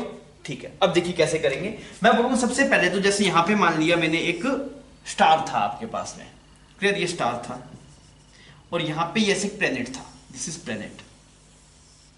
पहली बात तो मुझे ये समझाओ कि सवाल की लैंग्वेज में क्यों लिखा हुआ है कि प्लेनेट हल्का है एज कंपेयर टू स्टार? ऐसा क्यों लिखा हुआ है? वो इसलिए लिखा हुआ है, अगर प्लेनेट भी आपके पास में स्टार के कंपेरेबल मास का होता तो भाई साहब पूरा सिस्टम रिवॉल्व करता है, स्टार भी रिवॉल्व करता, प्लेनेट भी रिवॉल्व करता। किसके बोर्ड? सिस्टम के सेंटर ऑफ मास के बोर्ड। पर अभी क्या स्टार इतना भारी है, और स्टार इतना भारी होने की वजह से क्या हो रहा है आपके पास में कि सिस्टम का सेंटर ऑफ मास और स्टार का centre of mass same position पे लाई कर जा रहा है। इस वजह सवाल में ऊपर लिखवाया गया कि वेरी मासिव स्टार। अब आप क्या लिखेंगे? जो फोर्स लग रहा है वो है gmm डिवाइड बाय r की power 5/2 is equal to mv square by r। ये तो लिखना ही पड़ेगा, बिकॉज जो आपके पास फोर्स लग रहा है वो सेंट्रीपिटल फोर्स के बराबर होना चाहिए। तो आपने यहां से इसको काट दिया, इसको स्मॉलर कर दो ना, यहाँ पे यहां से यहाँ पे काट दिया आपने। और अगर आप देखेंगे तो v स्क्वायर का एक्सप्रेशन किसके बराबर है? gm r to the power 3/2। तो वेलोसिटी जो बच्चों आपके पास में है gm r to the power 3/2। ठीक है, इतना आ गया आपके पास। अब अगर आप टाइम पीरियड निकालने जाएंगे, टाइम पीरियड कितना है? टाइम पीरियड आएगा 2 पाई r divide by v। v कितना है? रूट gm, और ऊपर चला गया r की पावर 3/2 थी ना ये आपके पास में, r की पावर 3/2। तो यहां पे rb की पावर 3/4 हो गया ये, ऐसा क्लियर है बच्चों ये? ठीक। अब अगर आप यहां पे देखें तो कितना है? t प्रोपोर्शनल आ रहा है r की पावर कितना बच्चों? 3/4 प्लस 1, दिस इज 7/4। अगर आप टी स्क्वायर करेंगे, टी स्क्वायर किसके प्रोपोर्शनल आएगा? r की पावर 7/2। सिंपल सवाल था, हमने कर दिया। तो इसमें अगर आप पूछो केपलर का कौन सा लॉ फेल हुआ? केपलर का थर्ड लॉ फेल हुआ कि नहीं हुआ? First law of Kepler, first law, second law, third law में से कौन कौन सा लॉ फेल हुआ? ये आपको चेक करना है। थोड़ा बताएंगे क्या आप मुझे चेक करके? थर्ड लॉ तो फेल हो गया, बिकॉज थर्ड लॉ ये बोलता T square is proportional to r cube. अब नहीं आ रहा, ये क्या हो गया? फेल हो गया, ये काम नहीं किया यहाँ पे, क्योंकि ऑब्वियसली वो किसके लिए वैलिड था? ग्रेविटेशन के लिए वैलिड था। अगर आप बात करेंगे सेकंड लॉ की, तो सेकंड लॉ सही बैठा है, वो भी गलत हो गया, ये बता सकते हैं आप? तो आप क्या बोल सकते हैं? सेकंड लॉ में कोरिस्पोंडिंग क्या होता है आपके पास में? वो बोलते हैं dA/dt आता है L/2m के बराबर, यही बोलता है सेकंड लॉ में। तो अब आप देखिए, अब भी अगर आप देखेंगे सेंट्रल बॉडी के अबाउट इसका एंगुलर मोमेंटम कंजर्व रहेगा, कंजर्व रहेगा भाई सब सेंट्रल बॉडी के अबाउट, बिकॉज सेंट्रल बॉडी के अबाउट इसका टॉप 0 होगा। तो एंगुलर मोमेंटम अब भी कंजर्व रहेगा। एंगुलर मोमेंटम कंजर्व रहेगा तो सेकंड लॉ भी क्या रहेगा? कंजर्व रहेगा। ये अभी सही है, दिस इज ट्रू, यहां पे सही बैठा इसमें। ये मैं ऐसे नहीं बोल रहा थर्ड लॉ वैलिड नहीं है, थर्ड लॉ वैलिड है ग्रेविटेशन वाले फोर्स के लिए। पर अगर इस वाले केस में अगर आप देख रहे थे तो इस केस में कौन कौन सा लॉ वैलिड रहा, कौन सा फेल हो गया? ये तो फेल हो गया, सेकंड ट्रू है। फर्स्ट लॉ क्या बोलता है? फर्स्ट लॉ ये बोलता है भाई साहब एक क्लोज सिस्टम आपके पास में अगर होगा, मतलब सॉरी यही था ना आपके पास में कि सन के अराउंड जो प्लैनेट्स है वो इलिप्टिकल पाथ में ऑर्बिट करते हैं, या फिर आपके पास में इलिप्टिकल की एक्सेंट्रिसिटी बहुत कम है आपके पास में, तो कितना आ जाएगा आपके पास? सर्कुलर जैसा आ गया। तो इसमें भी तो वैसा ही हो रहा है, सिस्टम बाउंड है, सिस्टम बाउंड है ना, उसके अराउंड रिवॉल्व कर रहा है, ये बात सही है। तो फर्स्ट लॉ भी आपके पास में क्या है? आप इसे वैलिड बोल सकते हैं। तो इस वाले स्पेसिफिक केस में, for this specific case, first लो सही बैठ रहा है, सेकंड लो सही बैठा है, थर्ड लो फेल हो गया। देखिए फर्स्ट लो तब तक सही बैठेगा जब तक सिस्टम बाउंड होगा, जब तक सिस्टम बाउंड होगा मतलब उसके राउंड रिवॉल्व करा, जब तक ऐसा होगा तब तक आपके फर्स्ट लो वैलिड होगा। सेकंड लो कब तक वैलिड होगा, जब तक एंगुलर मोमेंटम कंजर्व रहेगा, बिकॉज dA/dt क्या आता है L/2m, जब तक एंगुलर मोमेंटम कंजर्व रहेगा तब तक सेकंड लो भी कंजर्व रहेगा। और थर्ड लो के लिए क्या कंडीशन होनी चाहिए कि t² प्रोपोर्शनल आना चाहिए r³ के, जो कि नहीं आ रहा। सिंपल सवाल था बच्चों, आप इसको छाप लीजिए फिर अपने आगे बढ़ते हैं। बच्चों ये टॉपिक अपने में बहुत इंटरेस्टिंग है और बहुत इंपॉर्टेंट भी है, और आपको इसका आइडिया लगना चाहिए, आपको दिखनी चाहिए जो मैं बात बता रहा हूँ। हम करना क्या चाह रहे हैं, हम ये बोल रहे हैं यहाँ पे ये अर्थ है ना, आपके पास ये अर्थ है, इसका मास कुछ m है, रेडियस कुछ r है, ठीक है, ये अर्थ होगी आपके पास, दिस इज अर्थ, ठीक है। अब इसे क्या स्पेसिफिक हाइट पे लेके जाके हम पार्टिकल को डिफरेंट वेलोसिटी से प्रोजेक्ट कर रहे हैं, तो हमें देखना भी अगर वेलोसिटी को कभी 0 रखा, कभी बहुत ज्यादा किया, बहुत कम किया, तो उससे इस पार्टिकल की ट्रेजेक्टरी में क्या अंतर आएगा। जैसे मान लो क्या ये कभी सीधा भी जा सकता है क्या, अगर ऐसे जाएगा तो कैसा पाथ लेगा, ऐसे निकल जाएगा कि ऐसे इलिप्स आएगा कि सर्कल घूमेगा, ऐसा भी होता है यहाँ से फेंके अगर छोड़ दिया फिर से नीचे गिर जाएगा, कोई दिक्कत नहीं। थोड़ी वेलोसिटी से फेंकेंगे तो ऐसे करके कुछ ऐसे जाके ऐसे वापस आ सकता है, हो अगर ऐसा भी हो सकता है सर्कल कंप्लीट कर ले, ऐसा भी हो सकता है वापस ही ना आए, तो कुछ भी हो सकता है। तो वो केस किस पे डिपेंड करते हैं कि आप इसकी वैल्यू v कितनी रखते हैं। तो ऊपर हेडिंग आप लिख लीजिए, trajectory of body projected from point A in the direction of A be with different initial velocity. Different initial velocity, अगर आप इस v की वैल्यू को डिफरेंट रखेंगे आपके पास में, तो कैसी वैल्यूज आएगी आपको दिखना है। देखिए अगर v इज इक्वल टू 0 तो आपने छोड़ दिया, अगर आपने जस्ट छोड़ा ना, जस्ट छोड़ा तो क्या होगा, ऐसे धरती पे आ जाएगा, ऐसे आगे टकरा जाएगा, कोई दिक्कत नहीं है। तो आप क्या बोलेंगे, it will fall on earth, कौन सा पाथ कौन सा लेगा, विद स्ट्रेट लाइन पाथ, अच्छा कौन सी लाइन के अलोंग आएगा, इस लाइन के अलोंग आ जाएगा, अलोंग लाइन AO, इसमें कोई दिक्कत नहीं बच्चों, क्लियर है। सेकंड को बाद में करते हैं, पहले थर्ड पे चलते हैं। थर्ड में मैंने बोला velocity is equal to v is equal to v0। ये v0 क्या है, ये v0 वो वेलोसिटी है, v0 is velocity corresponding to that orbit, मतलब इस ऑर्बिट में घूमने के लिए जो वेलोसिटी रिक्वायर्ड होगी। जैसे मान लीजिए यह दूरी कुछ मान लेते हैं, यहां से कुछ स्मॉल r की दूरी पे है, तो ये जो v0 होगा वो किसके बराबर होगा, ऑर्बिटल वेलोसिटी के बराबर होगा। अच्छा और ये इसकी ऑर्बिटल वेलोसिटी बता सकते हैं, अगर r दूरी पे है तो क्या आती है ऑर्बिटल वेलोसिटी बच्चों, जैसे gm/r, ऐसा देख चुके हैं हम, कैसे किया था, gm1m2 divide by r square is equal to mv²/r, r से r साफ हो गया, तो यहां से v कितना आया आपके पास में √gm/r, क्लियर, ठीक है। ये वेलोसिटी, अगर बच्चों ऐसी वेलोसिटी होगी तो कैसा पाथ आएगा, ये तो velocity corresponding to circular motion है ना, ये क्या है, this is velocity corresponding to circular motion, इसका मतलब क्या हुआ, इसका मतलब ये हुआ सर ये जो पार्टिकल है वो कैसा पाथ फॉलो करेगा, सर्कुलर पाथ फॉलो करेगा। इसका मतलब अगर अर्थ यहां पे है, ऐसे अर्थ यहां पे है, तो ऑर्बिट कैसे घूमेगा, ऐसे घूम जाएगा, अर्थ को छोटा दिखाया मैंने, वैसे अर्थ सर्कल में घूम जाए, कोई दिक्कत नहीं, ठीक। अब आप देखिए अगर आपके पास वेलोसिटी 0 से ज्यादा है और इससे कम है, मतलब सर्कल तो नहीं आ सकता, बिकॉज सर्कल के लिए तो एक स्पेसिफिक v0 ही चाहिए, अगर आप उससे कम या ज्यादा करेंगे सर्कल नहीं आएगा। तो मुझे समझ में आ गया 0 और v0 के बीच में है, तो क्या होगा आपके पास में, अगर v0 से कम है मतलब एस्केप वेलोसिटी नहीं आई होगी अभी, बिकॉज v0 रिक्वायर्ड है सर्कल में घुमाने के लिए, उससे कम है तो एस्केप तो आ ही नहीं सकता, मतलब अभी एस्केप वाली लिमिट से पीछे है, मतलब एस्केप नहीं करेगा। अगर एस्केप नहीं करेगा तो क्या करना पड़ेगा, इसको इसके राउंड घूमना पड़ेगा। अब कैसे पाथ में घूमेगा, सर्कल में घूमने के लिए इतनी चाहिए थी, और अगर सर्कल में नहीं घूम रहा है, सिस्टम बाउंड है, तो 2 ही पाथ पॉसिबल होते हैं बच्चों। अगर सिस्टम बाउंड है 2 ही पाथ पॉसिबल होंगे, या तो सर्कुलर या फिर इलिप्टिकल। सर्कुलर पाथ आएगा नहीं तो कैसा पाथ आएगा आपके पास में, इलिप्स आएगा। कैसा आएगा बच्चों, इलिप्टिकल पाथ। ये जो आपके पास पार्टिकल है, particle will follow elliptical path. अपने आप में बहुत इंपॉर्टेंट बात, अगर आपके पास में 0 से ज्यादा है और सर्कुलर मोशन के रिक्वायर्ड जो वेलोसिटी है उससे कम है, तो कैसा पाथ आएगा, इलिप्टिकल पाथ आएगा। ठीक है सर, इस वाले केस में चलते हैं। अब की बार वेलोसिटी क्या सर्कुलर से ज्यादा है, सर्कुलर से ज्यादा है पर एस्केप से कम है। This is V is escape velocity. V क्या है बच्चों तेरे पास, दिस इज एस्केप वेलोसिटी। तो यार एस्केप से कम है और सर्कुलर से ज्यादा है, तो अगर सर्कुलर से ज्यादा है मतलब सर्कल तो नहीं आएगा, और सिस्टम बाउंड है कि, मतलब ये सिस्टम बाउंडेड है कि नहीं है, this is bounded, system is bounded. यहां पे भी लिख दिया मैंने, ये वाला कैसे बाउंडेड है, सिस्टम इज बाउंडेड। ये क्या सिस्टम है, बाउंडेड, ये भी बाउंडेड है, बाउंडेड सिस्टम। इसको भी आप, ये ऐसा नहीं हो सकता ये पार्टिकल इसका ग्रेविटेशन छोड़ के निकल जाए, संभव नहीं है। यहां पे भी कैसा सिस्टम है बच्चों आपके पास में, बाउंडेड सिस्टम है।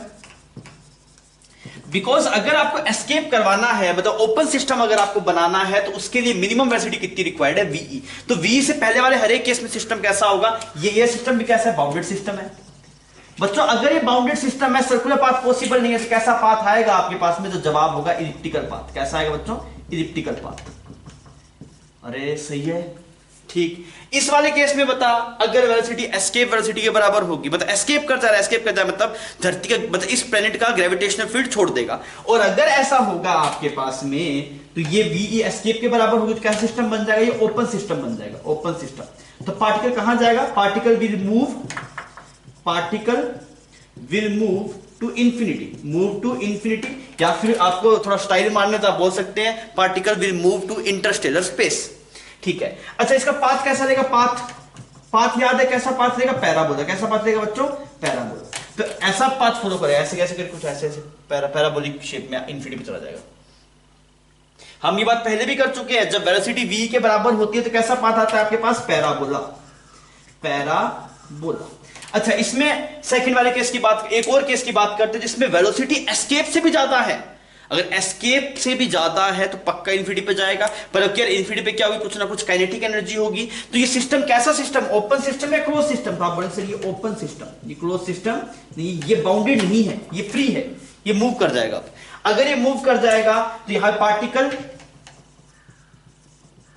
Will reach at infinity with some kinetic energy, with some kinetic energy. इसमें move to infinity with zero kinetic energy. ठीक है बच्चों। अच्छा इसमें कैसा पाथ रहेगा, ये आपके पास में कैसा पाथ बताया था, याद है क्या, ये हम पहले डिस्कस कर चुके हैं। कैसा पाथ आएगा आपके पास, हाइपरबोला। कैसा पाथ आएगा, हाइपरबोला। अब इस वाले में ये इतनी कहानी आपको समझ में आ गई। अगर आपने जस्ट ड्रॉप किया स्ट्रेट लाइन पाथ, अगर आपने v नोट के बराबर दिया जो सर्कुलर मोशन के कॉरस्पॉन्डिंग रिक्वायर्ड है, जो सर्कुलर पाथ, अगर आपने 0 से ज्यादा और सर्कुलर से कम तो इलिप्टिकल पाथ, फिर आपके पास में एस्केप से कम और सर्कुलर से ज्यादा तब भी इलिप्टिकल पाथ, अगर एस्केप के बराबर तो पैराबोलिक पाथ, और अगर एस्केप से भी ज्यादा देन हाइपरबोलिक पाथ। अब इसमें एक अच्छी बात है सर, ये ठीक है, मतलब इसमें कैसे इलिप्टिकल बन रहा है थोड़ा सा दिखा देंगे कैसा सा आ रहा है, तो सुनना मेरी बात को। देख अगर ऐसा हुआ तेरे पास कि यहां पे जो वेलोसिटी है वो कम है, यहां पे जो वेलोसिटी है वो कम है, तेरे पास v नोट, इस वाले केस में बता रहा हूं, तो यहां पे पाथ तो ऐसे एक करके कुछ इलिप्टिकल पाथ आएगा, ऐसा इलिप्टिकल पाथ बना दिया मैंने। पर यहां पे जो अर्थ होगी उस वाले टाइम पे, मतलब ये अर्थ एक फोकस पे होगी, तो दो फोकस पॉसिबल है, ये वाला फोकस और ये वाला फोकस। भाई सर ठीक है, इलिप्टिकल पाथ आएगा, ये v वेलोसिटी दी है आपने, ये 0 से बड़ी है, v नोट से कम है, कोई दिक्कत नहीं, इलिप्टिकल पाथ आएगा। और इस पर एक दो फोकस है, अर्थ कौन से फोकस पे रहेगा, ठीक है, मुझे नहीं पता, एक बार इसका ही बना देता हूं मैं, ऐसा मैंने इसका भी इलिप्स बना दिया। यहां पे मैंने बोला वेलोसिटी क्या है आपके पास, v ज्यादा है v नोट से और कम है ve से, तब की बार वापस यहां पे दो फोकस हैं, तो अर्थ कौन कौन से मतलब फोकस से कॉरस्पॉन्डिंग ये बता सकते हैं क्या। तो आप क्या बोलेंगे सर जी, यहां पे जो वेलोसिटी है वो रिक्वायर्ड से कम है, यहां पे जो वेलोसिटी है वो रिक्वायर्ड से कम है। इलिप्स में कौन से वाले पाथ, मतलब कौन से वाले पॉइंट पे वेलोसिटी कम आती है, एपीहीलियन या पेरीहीलियन। भाई इसमें से पक्का दोनों में से या तो इस वाले फोकस पे अर्थ होगा या फिर इस वाले फोकस पे अर्थ होगा। अब कैसे चेक कर रहा हूं मैं, बोल रहा हूं सर जी यहां पे जो वेलोसिटी है वो सर्कुलर से कम है, सर्कुलर से कम है, मतलब ये कौन सा पॉइंट होना चाहिए, एपीहीलियन या पेरीहीलियन। तो आप बोलेंगे सर वेलोसिटी कम जो होती है इलिप्स में वो होती है एपीहीलियन पे, तो ये वाला पॉइंट अर्थ अब की बार यहां पे होगा। ये वाला पॉइंट कैसे किसकी तरह काम करेगा, एपीहीलियन की तरह काम करेगा। इस वाले में पूछेंगे सर अर्थ कौन से फोकस पे होगा, तब क्या वेलोसिटी ज्यादा है, और ज्यादा है तो ये कहां पे होगा आपके पास में। ज्यादा वाला केस कब होता है, जब अर्थ मतलब जब वो पॉइंट कैसा होता है, पेरीहीलियन होता है, तो मतलब अर्थ अब की बार यहां पे होगी, अर्थ आपके पास कहां पे होगी, यहां पे होगी, क्लियर। और ये वाला पॉइंट कैसा कहलाएगा आपकी बार, पेरीहीलियन पॉइंट। मैं से बोला अर्थ मूव कर जाएगी, अर्थ मूव नहीं करेगी। जैसे मान लिया अगर तेरे पास वेलोसिटी कम होगा, तेरे पास वेलोसिटी कम होगा तो ऐसे ऐसे करके कुछ ऐसे आएगा, इस वाले केस का बता रहा हूं, ट्रेजेक्टरी ऐसे करके कुछ ऐसी आएगी। और अगर उसकी स्पीड ज्यादा होगी तो ऐसे करके कुछ ऐसा आएगा। मेरी बात समझ में आ रही है। अगर कम होगा तो ये अर्थ उसको अपने दूर वाले फोकस पे दिखाई देगा, दूर वाले फोकस पे दिखाई देगा, ऐसा पाथ रहेगा, ऐसे करके कुछ छोटा है, मतलब जो इसकी ये विड्थ होगी वो कम होगी। और अगर वो वाला केस होगा वेलोसिटी v नोट से ज्यादा और एस्केप से कम, उसमें कुछ ऐसा पाथ आएगा। ये वाले पास वाले फोकस पे होगी जब वेलोसिटी ज्यादा होगी, और अगर कम होगी तो दूर वाले फोकस पे होगा। इज इट क्लियर बच्चों? इसमें कोई दिक्कत नहीं है। तो ये बढ़िया चीज थी, आपको ये वाली चीज मुझे अच्छी लगती है, ये चीज समझाने के लिए मेन मुद्दा उठाया, बाकी तो आपको पता ही था ये वाले तो, पर ये दो चीज समझाने के लिए भाई साहब कि अर्थ कौन से फोकस पे होगी ये कैसे समझ में आएगा। अगर जो आपको सर्कुलर की जो रिक्वायर्ड वेलोसिटी है उससे कम है वेलोसिटी आपके पास में, तो वो पॉइंट, उस पॉइंट वेलोसिटी कम है, वेलोसिटी कम कहां पे होती है आपके पास में, एपिहीलियन पे होती है, तो वो एपिहीलियन की तरह काम करेगा। अगर वहां पे वेलोसिटी V0 से ज्यादा है जो सर्कुलर की रिक्वायर्ड है, तो वो पॉइंट कैसा होगा, पेरिहीलियन पॉइंट होगा। आई होप आपको चमका होगा, आप छाप लीजिए इसको। बच्चों अभी हम कुछ इंपॉर्टेंट पॉइंट्स की बात करें एलिप्टिकल पाथ के बारे में। आप विश्वास मानिए अगर आप सवालों में फंसेंगे और अगर आप इन पॉइंट्स का यूज करेंगे तो सवाल आपके पास बहुत आसान हो जाएंगे। अगर आप इन पॉइंट्स को फॉलो नहीं करेंगे, मैं आपको दिखाऊंगा कुछ कुछ पॉइंट्स, वो मेरे पास रिजल्ट्स हैं, वो निकाले हुए रिजल्ट्स हैं, वो ऐसे आते हैं, आप उनको डायरेक्टली यूज कर सकते हैं। अगर आप उन रिजल्ट को यूज नहीं करें तब भी सवाल होगा, पर वो कैलकुलेटिव इतना ज्यादा हो जाएगा, जैसे मान लीजिए वो सवाल एक पेज खा जाएगा आपका, और अगर आप रिजल्ट यूज कर लेंगे तो वो आपसे 2 लाइनों में हो जाएंगे। वो रिजल्ट आप मैथमेटिकली प्रूव भी कर सकते हैं। अगर आप मैथ में अच्छे हैं, अगर आप एलिप्स क्लियर है, तो आप उनको इजीली प्रूव कर सकते हैं। आप ट्राई कीजिएगा, रिजल्ट भी आ जाएंगे, पर वो रिजल्ट मैंने निकाल के रख रखे हैं, मुझे पता है ये हेल्प करते हैं, तो आप उनको डायरेक्टली मेमोराइज कर लीजिएगा। पहली बात तो हमने पहले देख ही रखा था आपके पास में कि जो टाइम पीरियड आता है, टाइम पीरियड, ये एक बार डिस्कस हो चुका है, पर वापस बता रहा हूं ये रिजल्ट बिकॉज बहुत काम की चीज है। टाइम पीरियड का जो फॉर्मूला आया था सैटेलाइट के अंदर, वो आया था 2 पाई r⁻²3/2/√gm, ऐसे रिजल्ट आया था शायद। t is equal to 2 pi √gm r⁻3/2। Clear? अगर आपके पास से पाथ सर्कुलर है, अगर पाथ कैसा है बच्चों, सर्कुलर है, if path is circular, if path is circular, then R के लिए कितना पुट कर लेना, रेडियस। आर किसके बराबर हो जाएगा, रेडियस के बराबर। आर ये वाली टर्म है। अगर आपके पास में if path is elliptical, if path is elliptical, तब तो रेडियस का मतलब ही नहीं है भाई साहब, सर्कुलर पाथ ही नहीं है। तब सर आर की जगह क्या यूज करेंगे, आर की जगह आप यूज करेंगे distance of semi major axis. क्या, सेमी मेजर एक्सिस। ये बात आप याद रखना है, इसको आप मैथमेटिकली प्रूव भी कर सकते हैं, कोई दिक्कत नहीं है। सेकंड, अगर आप देखेंगे उसमें पूरा आप गणित लगाना पड़ेगा आपको, एक्सेंट्रिसिटी का यूज करके, मतलब आपको जो एपिहीलियन की डिस्टेंस है वो लिखनी पड़ेगी, पेरिहीलियन की डिस्टेंस लिखनी पड़ेगी, तो वेरिएबल ए और ई की टर्म में करना पड़ेगा, आप करेंगे रिजल्ट मिल जाएगा। सेकंड टर्म जो आप नहीं जानते, total energy. Total energy circular path में कितनी थी आपके पास, -gmm/2r, ये थी आपके पास in circular path, in circular path, ये आया था आपके पास में, सेट राइट में निकाला था। टोटल एनर्जी, ये टाइम पीरियड था, ये टोटल एनर्जी है ना आपके पास में, टोटल एनर्जी, टोटल एनर्जी। अब अगर आप बात करें टोटल एनर्जी किसमें, इलिप्टिकल पाथ में अगर आप बात करेंगे, इलिप्टिकल पाथ में, तो सेम का सेम टर्म लिख दो, बस यहां पे डिवाइड बाय 2a है। ये रिजल्ट आपको इतना हेल्प करेगा, अभी तो आपको सिंपल से, पर रिजल्ट इतना हेल्प करेगा, एक पेज के सवाल को 2 लाइन में सोल्व कर देगा। ये रिजल्ट आपको नहीं, मतलब आपको थोड़ा सोचना पड़ेगा तब जाके रिजल्ट निकलता है, तो ये कैलकुलेटिव है, आप इसकी डेरिवेशन पे मतलब आगे हमेशा वैलिड है, हमेशा सही आता है, ये निकाला हुआ रिजल्ट है। तो कितना आता है, जो टोटल एनर्जी आता है -gmm डिवाइड बाय 2a, किसके केस में, in elliptical path, in elliptical path. A पता है ना आपको क्या होता है, A is semi major axis, A is semi major axis.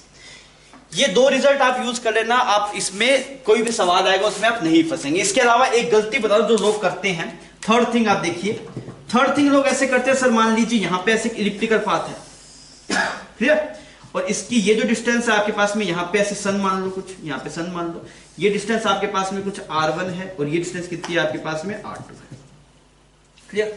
इस वाले पॉइंट वेलोसिटी कुछ v1 मान लो, इस वाले पॉइंट वेलोसिटी कुछ v2 मान लो। सुनना मेरी बात को, इस पे जो फोर्स लग रहा होगा, फोर्स वो कितना लग रहा होगा, gmm डिवाइड बाय r1²। अरे सही है, सही है ये बात, इसके ऊपर फोर्स लग रहा है, मैंने निकाल लिया, gm इसका मास हो गया, छोटा m इसका मास हो गया, जो रिवॉल्व कर रहे हैं, सन का मास कितना हो, कैपिटल M हो गया। अब इसको किसके बराबर करें, क्या कर सकते हैं क्या, mv1² डिवाइड बाय r1, ऐसा कर सकते हैं क्या, ऐसा आप नहीं कर सकते, this is wrong, this is wrong, खतरा मेंशन करो, दिस इज रॉन्ग।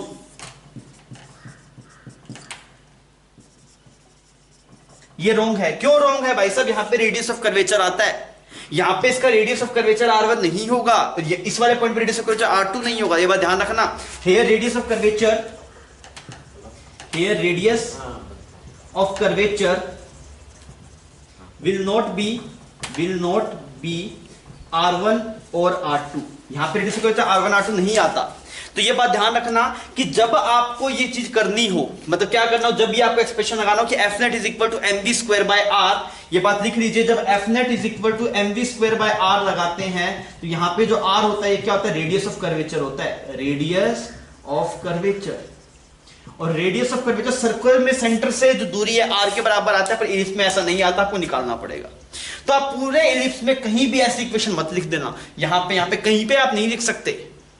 सर आप वैसे फोर्स ऑफ एसिड परपेंडिकुलर आप तो लिख दे, उससे मतलब नहीं है भाई। रेडियस ऑफ कर्वेचर एक अलग चीज है, वो ज्योमेट्रिकल देखना पड़ता है, वो कर्व की शेप पे डिपेंड करता है। अगर सर्कुलर शेप होता, सेंटर यहां पे होता, तब आप बोल सकते हो रेडियस के बराबर होता है, पर इनमें यहां पे ऐसा आएगा नहीं। ये बात बच्चों आप ध्यान रखिएगा। तो ये 3 पॉइंट्स मैंने आपको बताए हैं। इसके अलावा मैं एक और चीज आपको बता देता हूं। तो बच्चों अभी आपने ये 3 पॉइंट आपने देख लीजिए, मैं 4th पॉइंट आपको एक और चीज समझा देता हूं। देखिए इलिप्टिकल पाथ में जैसे अभी हम इससे पहले जो डिस्कस कर रहे थे कि डिफरेंट वेलोसिटी पे कैसे कैसे पाथ आएंगे, तो अगर मान लीजिए आपके पास में v नोट के बराबर आ गया, तब ये पाथ ऐसा दिखाई दे जाएगा आपको, सर्कुलर परफेक्ट सर्कल दिखाई दे जाएगा। सर्कल बना दिया, ये कब, when v is equal to v naught के बराबर आ गया। अब मान लीजिए इससे कम आएगा, तो ऐसा ऐसा कुछ इलिप्स भी बन सकता है, ऐसा भी कुछ इलिप्स बन सकता है, कुछ ऐसा इलिप्स भी बन सकता है, और ऐसा भी हो सकता है भी यहां पे जाके इलिप्स बनना चाह रहा था पर बन नहीं पाया, मतलब टकरा गया, यहां पे आके बनना चाह रहा था इलिप्स बन जाए पर बन नहीं पाया। क्लियर। तो ऐसा भी हो सकता है कि सर ये इलिप्स में जाना चाहता था पर जा नहीं पाया तो टकरा जाए, ऐसा संभव है। कि अब आप बोलेंगे सर ये पूरा तो इलिप्स बना ही नहीं, ये इलिप्स में चला जाता अगर सेंटर मतलब पॉइंट मास होता ये, क्योंकि इसको तो ग्रेविटेशनल फील्ड पॉइंट मास जैसे दिखाई दे रहा है। तो इलिप्स तो बनता है, पर कई बार क्यों क्या होता है कि जब आपके पास v less than v note वाला केस आता है ना, जब आपके पास कौन सा केस है, v less than v note वाला केस होता है, उसमें इलिप्स बनते बनते कई बार होता है कि अर्थ से टकरा जाता है। मेरी बात समझ में आ गई। तो इसमें भी इलिप्स बोलेंगे आप, ये इलिप्टिकल पाथ का ही पार्ट है, कंप्लीट नहीं हो पाया बिकॉज बीच में अर्थ आ गई। अगर आप सर उससे ज्यादा कर देंगे तो क्या होगा, ऐसे वो नीचे से जाके बनेगा, ऐसे इलिप्स बनेगा ऐसे। क्लियर है बच्चों।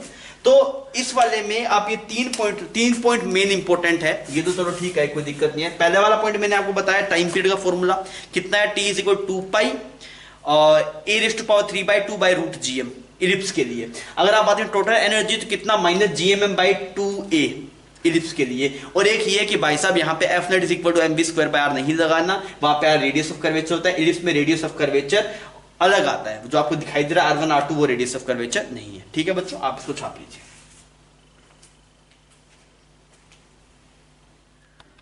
बच्चों ये बढ़िया सवाल है। जो कंसेप्ट आपने अभी देखा कि भाई रेडियस ऑफ कर्वेचर क्या होता है और कैसे निकालेंगे, वो सब भी से पूछा गया और आपको जो जो चीजें बताएगी उसका यूज होगा। सवाल पढ़ दीजिए एक बार। बोला गया the minimum and maximum distance of the satellite from centre of earth is 2r and 4r respectively, where r is radius of earth and m is mass of अर्थ।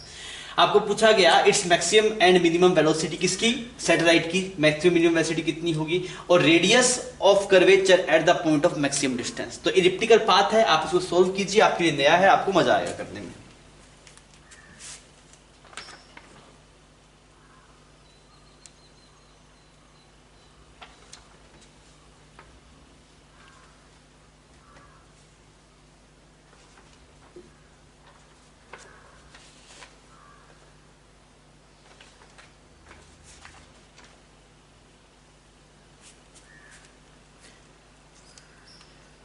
हाँ भी हुआ बच्चों। अगर आपने नहीं किया तो आप स्क्रीन पॉज करिए, टाइम टेकिंग सवाल है, मैं इसे सोल्व कर रहा हूं। तो मैंने क्या बोला, मैंने बोला यहां पे मैंने ऐसे अर्थ मान लिया, ऐसे यहां पे अर्थ है, ये मान लेते हैं ऐसे। अर्थ से एक पॉइंट कितना दूर है आपके पास में, एक की डिस्टेंस है 4r और एक की डिस्टेंस कितनी है आपके पास यहाँ पे ऐसे 2r। ये डिस्टेंस कुछ 2r है और ये डिस्टेंस कितनी है आपके पास 4r है। अच्छा पाथ अगर आप देखें तो ऐसे करके कुछ ऐसा पाथ आएगा, ऐसे करके कुछ ऐसा पाथ आएगा। अब मैंने मान लिया यहाँ पे कुछ वेलोसिटी v1 है और यहाँ पे कुछ वेलोसिटी v2 है। अब देखना मैं कैसे करता हूँ सवाल को। मुझे पता है जो टोटल एनर्जी मेरे पास होगी, जो टोटल एनर्जी निकल के आएगी वो कितनी आएगी आपके पास, that total energy is, total energy जैसे करना पड़ेगा, ठीक है। टोटल एनर्जी कितनी है आपके पास, टोटल एनर्जी हमने अभी देखी थी कितनी आती है आपके पास, Gm1 m2 divide by 2a, और a की जो है कितना आएगा आपके पास, a कितना है, सेम मेजर एक्सिस, तो टोटल मेजर एक्सिस है वो 6r है, सेम मेजर एक्सिस कितना हो गया 3r होगा तो यहाँ पे कितना बन जाएगा, 6r बन जाएगा। a की वैल्यू कितनी है यहाँ पे, a is equal to 3r है। डन बच्चों, अब काम हो गया, आपको दिक्कत ही नहीं है। अगर आप देखेंगे इस वाले पॉइंट के ऊपर एपीहीलियन पॉइंट पे अगर आप देखेंगे तो टोटल एनर्जी इतनी होनी चाहिए, किस किस के बराबर होगा, kinetic energy plus potential energy. अच्छा, तो यहां पे अगर आप चेक करेंगे GMM divide by 6r, kinetic energy कितनी है, हाफ m v1 स्क्वायर, और जो पोटेंशियल एनर्जी वो आप देख लीजिए कितनी है, GMM डिवाइड बाय r, ये होता है ना potential energy, GM1m2 by r, तो r की जगह कितना है आपके पास 4r आ गया। आप इसे सोल्व कर लीजिए, अगर आप इसे सोल्व करेंगे तो जो रिजल्ट आएगा आपके पास में, ये सिंपल है ना, आप इसे सोल्व कर पाएंगे इजीली। तो यहां पे जो v1 आता है आपके पास में, v1 जो आएगा this is under root GM by 6r। यहां पे जगह नहीं थी, मैं सीधा रिजल्ट लिख लिया, कर पाएंगे, इसमें कुछ बचा नहीं है भाई, इसको इधर ले आया, m से m कट जाएगा, रिजल्ट आ जाएगा। सिमिलरली अगर तू बात करेगा, ये तो है तेरे पास एपीहीलियन के लिए, अगर तू बात करेगा फॉर पेरीहीलियन तो उसके लिए क्या लगाएगा, अगेन टोटल एनर्जी कितनी है तेरे पास, minus GMM divide by 6r is equal to potential energy वहां पे कितनी है, minus GMM divide by 2r plus half m v2 square. साफ कर दे इसको, तो यहां जो v2 तेरे पास निकल के आएगा this is 2/3 GM by r, ये आ गया। वेलोसिटीज आ गई बच्चों, कोई दिक्कत नहीं इसके अंदर, सिंपल था, यहां तक चमक गया। तो आप देखिए, अगर आपको टोटल एनर्जी पता नहीं होती तो आपको दो इक्वेशन लिखनी पड़ती है, एक एंगुलर मोमेंटम कंजर्वेशन की और एक एनर्जी कंजर्वेशन की, फिर आप यूज करते, बहुत लेंथी प्रोसेस हो जाता है। अभी टोटल एनर्जी पता है, फटाफट खटाखट सवाल हो गया, कोई दिक्कत नहीं है। नहीं तो आप इसके बिना करके देख लो, आप जोर मार के देखो, आपका 1.5 पेज भर जाएगा। ये तो हो गया सर, ठीक है। अब आप बात करते हैं रेडियस ऑफ कर्वेचर की, आओ थोड़ा रेडियस ऑफ कर्वेचर के बारे में देख लेते हैं। तो रेडियस ऑफ, पहले आप इसको छापिए, फिर अपने रेडियस ऑफ कर्वेचर देखते हैं। तो बच्चों अभी हम निकाल रहे हैं रेडियस ऑफ कर्वेचर, तो हम कैसे निकालेंगे रेडियस ऑफ कर्वेचर की, देखिए एक्सप्रेशन देखिए, वेलोसिटी पता है v1 v2 हमने दोनों निकाल लिया, इस वाले पॉइंट पे रेडियस ऑफ कर्वेचर निकालना है। तो मैंने बोला इस वाले पॉइंट पे जो f लग रहा है, f वो f मुझे बता दो, तो f कितना है, g small m capital M divide by r square, तो 16r स्क्वायर, क्लियर। और ये f किसके बराबर होगा, ये f होगा mv square by small r, and this r is radius of curvature, radius of curvature जो तो ये आपके पास रेडियस ऑफ कर्वेचर आ गया। अब देखिए वैल्यू पुट करते हैं, फिर f की वैल्यू तो है GMM divide by 16r square is equal to m। v1 हमें कौन सी वाली वेलोसिटी देनी है आपके पास में, ये हमने उल्टा लिख दिया ना, ये v1 था आपके पास में, ये v2 था। सर कैसे पता लगा, बिकॉज v1 की वैल्यू कम होगी, v2 की वैल्यू ज्यादा होगी, ठीक है। ये m v1 स्क्वायर करेंगे तो बच्चों कितना आएगा, GM divide by 6r divide by small r। अब क्या होगा, इस GM से ये सारी टर्म साफ होगी, इससे ये साफ होगी, तो यहां से जो r की वैल्यू आ रही है वो 16r bye 6, that is 8r bye 3, तो स्मॉल r की वैल्यू आ गई 8r बाय 3। तो आपने ये चीज देखा ना बच्चों कि यहाँ पे जो रेडियस ऑफ कर्वेचर है 4r आती नहीं है। आप सिमिलरली यहाँ पे चेक कीजिए, यहाँ पे भी शायद 8r बाय 3 आएगा। अब यहाँ पे चेक करिए, इसकी कर्वेचर शायद सेम आएगी, दोनों पॉइंट्स पे निकाला जा सकता है इजीली। तो जब भी आपको किसी पॉइंट पे रेडियस ऑफ कर्वेचर निकालना हो तब आप एफ नेट लिख के mv स्क्वायर बाय r के बराबर की जो r होगा that is radius of curvature. अच्छा सवाल था, कई चीजें सीखने वाली थी, आई होप आपने सीखा होगा। ठीक है बच्चों, आप इसको छाप लीजिए। ये अच्छा सवाल है, ये अगर आप पहली बार लोग देखते हैं तो इसमें फंस जाते हैं, तो इस तरीके का सवाल देखना जरूरी है, क्योंकि कई बार आ जाता है तो आपको एक तरीका पता होता है हाँ इस तरीके से इसको अप्रोच किया जा सकता है। सवाल में क्या है, सवाल में ये कि एक कोड के अलोंग, एक कोड कोई भी जैसे अर्थ था, अर्थ पे कोई भी 2 पॉइंट ज्वाइन करने वाली कोड है, उसके अलोंग आपने एक टनल बना दी, सिलेंड्रिकल टनल। वो कहीं से भी हो सकती है, मतलब ऐसे भी हो सकती थी, ऐसे भी हो सकती थी, कहीं भी हो सकती थी, मैंने एक बना दिया ऐसे। और इसकी दूरी कुछ यहाँ से x है, पर x अननोन है, x बताया गया नहीं है, जनरल बात हुई है। फिर बोला गया कि ये जो टनल है वो स्मूथ है, उसमें कोई फ्रिक्शन विक्शन कहीं कुछ नहीं है। यहाँ पे एक छोटे से m को रिलीज किया गया, तो ये m क्या होगा, यहाँ से लेके कुछ यहाँ तक जाएगा, ऐसा होगा। ये यहाँ से कैसे यहाँ तक जाएगा आपके पास में, तो अगर ये जाएगा तो आप बताइए इसका टाइम कितना लगेगा, इसको वन एंड से अदर एंड में जाने में टाइम कितना लगेगा बच्चों, ये आपको निकाल के बताना है। सवाल को पहले आप अप्रोच कीजिए, फिर मैं करके दिखाऊंगा आपको।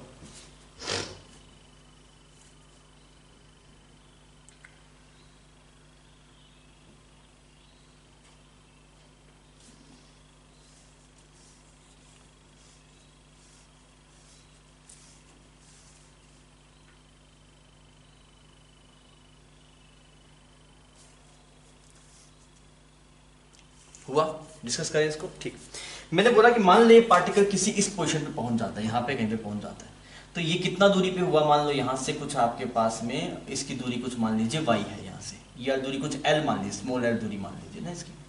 तो इस पे जो फोर्स लग रहा होगा वो फोर्स किस तरफ लग रहा होगा, यहाँ पे इस पार्टिकल पे इस तरफ फोर्स लग रहा होगा, ठीक है।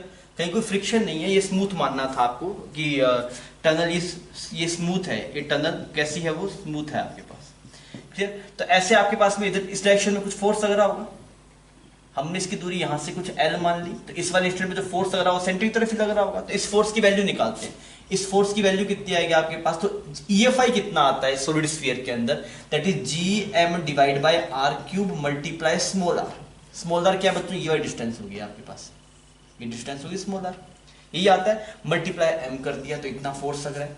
अब मुझे पता है ये वाला एंगल कितना है आपके पास, को थीटा मान लो ये वाला एंगल, तो अगर आप बोलेंगे F net in direction, F net in direction of tunnel, क्योंकि इसका जो ये वाला कंपोनेंट होगा F साइन थीटा वो तो बैलेंस आउट हो जाएगा नॉर्मल से, तो अलोंग द टनल जो आपके पास फोर्स लग रहा होगा, फोर्स अलोंग द टनल लिख लेता हूं, force along the tunnel, along the tunnel, तो कितना आएगा वो आपके पास F cos थीटा आएगा, तो F cos थीटा आएगा, this is F cos theta, तो वो टर्म कितना आया, GM r cube m r cos theta. अच्छा ये r cos थीटा क्या बना, r cos थीटा क्या बना, L बना, तो आपके पास में जो F आ रहा है वो F कितना आ रहा है, GMM divide by r cube multiply L।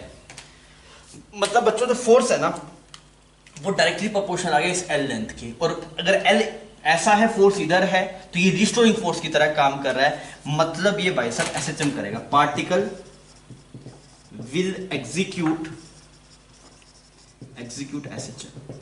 अजीब था, मतलब लग नहीं रहा था SHM करेगा, पर SHM करेगा। इसका मतलब क्या है, आपने इस पार्टिकल छोड़ा तो पार्टिकल से SHM कर रहा है, और वो भी ऐसा नहीं है स्मॉल l के लिए कर रहा है, l बड़ा हो चाहे छोटा हो, हर एक में डायरेक्टली प्रोपोर्शनल टू आ रहा है l। इसको माइनस भी लिख सकते हैं, माइनस क्यों लिख रहे हैं, बिकॉज l आपके पास में इधर है, फोर्स इधर है। Is it clear? अब कहानी खत्म होगी, अब कोई दिक्कत वाली बात नहीं है। अब दिक्कत वाली बात ऐसे नहीं है कि अगर आप इसका एक्सीलरेशन निकालेंगे तो एक्सीलरेशन तो आ गया minus GM divide by r cube multiply l, ऐसा एक्सीलरेशन आएगा आपके पास, आ गया एक्सीलरेशन ये। अच्छा इसको अगर आप ओमेगा स्क्वायर एक्स के कंपेयर करेंगे, minus of omega square X के, तो ओमेगा की वैल्यू आपके पास आएगी under root GM r cube, ये आ गया ओमेगा। तो टाइम पीरियड कितना आएगा आपके पास, टाइम पीरियड आएगा 2 पाई बाय ओमेगा, और ओमेगा की वैल्यू ये आ गई आपके पास आर क्यूब। ये टोटल टाइम पीरियड हो गया आपके पास, पूरा टाइम पीरियड, मतलब ये ऐसे जाके वापस ऐसे आएंगे, टोटल टाइम पीरियड हो गया। ये जो वैल्यू आती है बच्चों, ये रिजल्ट आप याद रख लेना, ये बहुत बार यूज होता है। This is 84.6 minutes, 84.6 minute. पर जो हमारा आंसर होगा, हमारा आंसर वो कितना होगा, t/2 होगा। क्यों? क्योंकि हमें वन एंड से दूसरे एंड में पहुंचाना था, तो ये जो रिजल्ट आएगा ये आएगा 42.3 मिनट। क्लियर?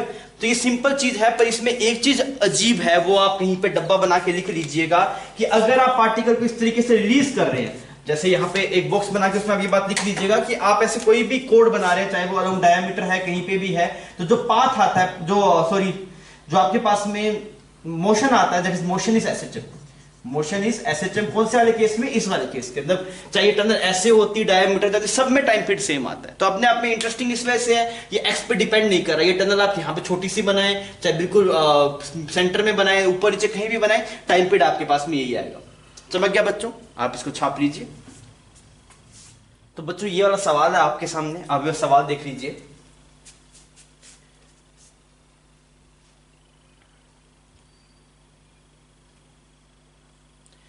सवाल में क्या बोल रहा है, अर्थ revolve around sun with time period of 365 days in the figure shown. आपको दिखाया गया सन के अराउंड अर्थ रिवॉल्व कर रहा है।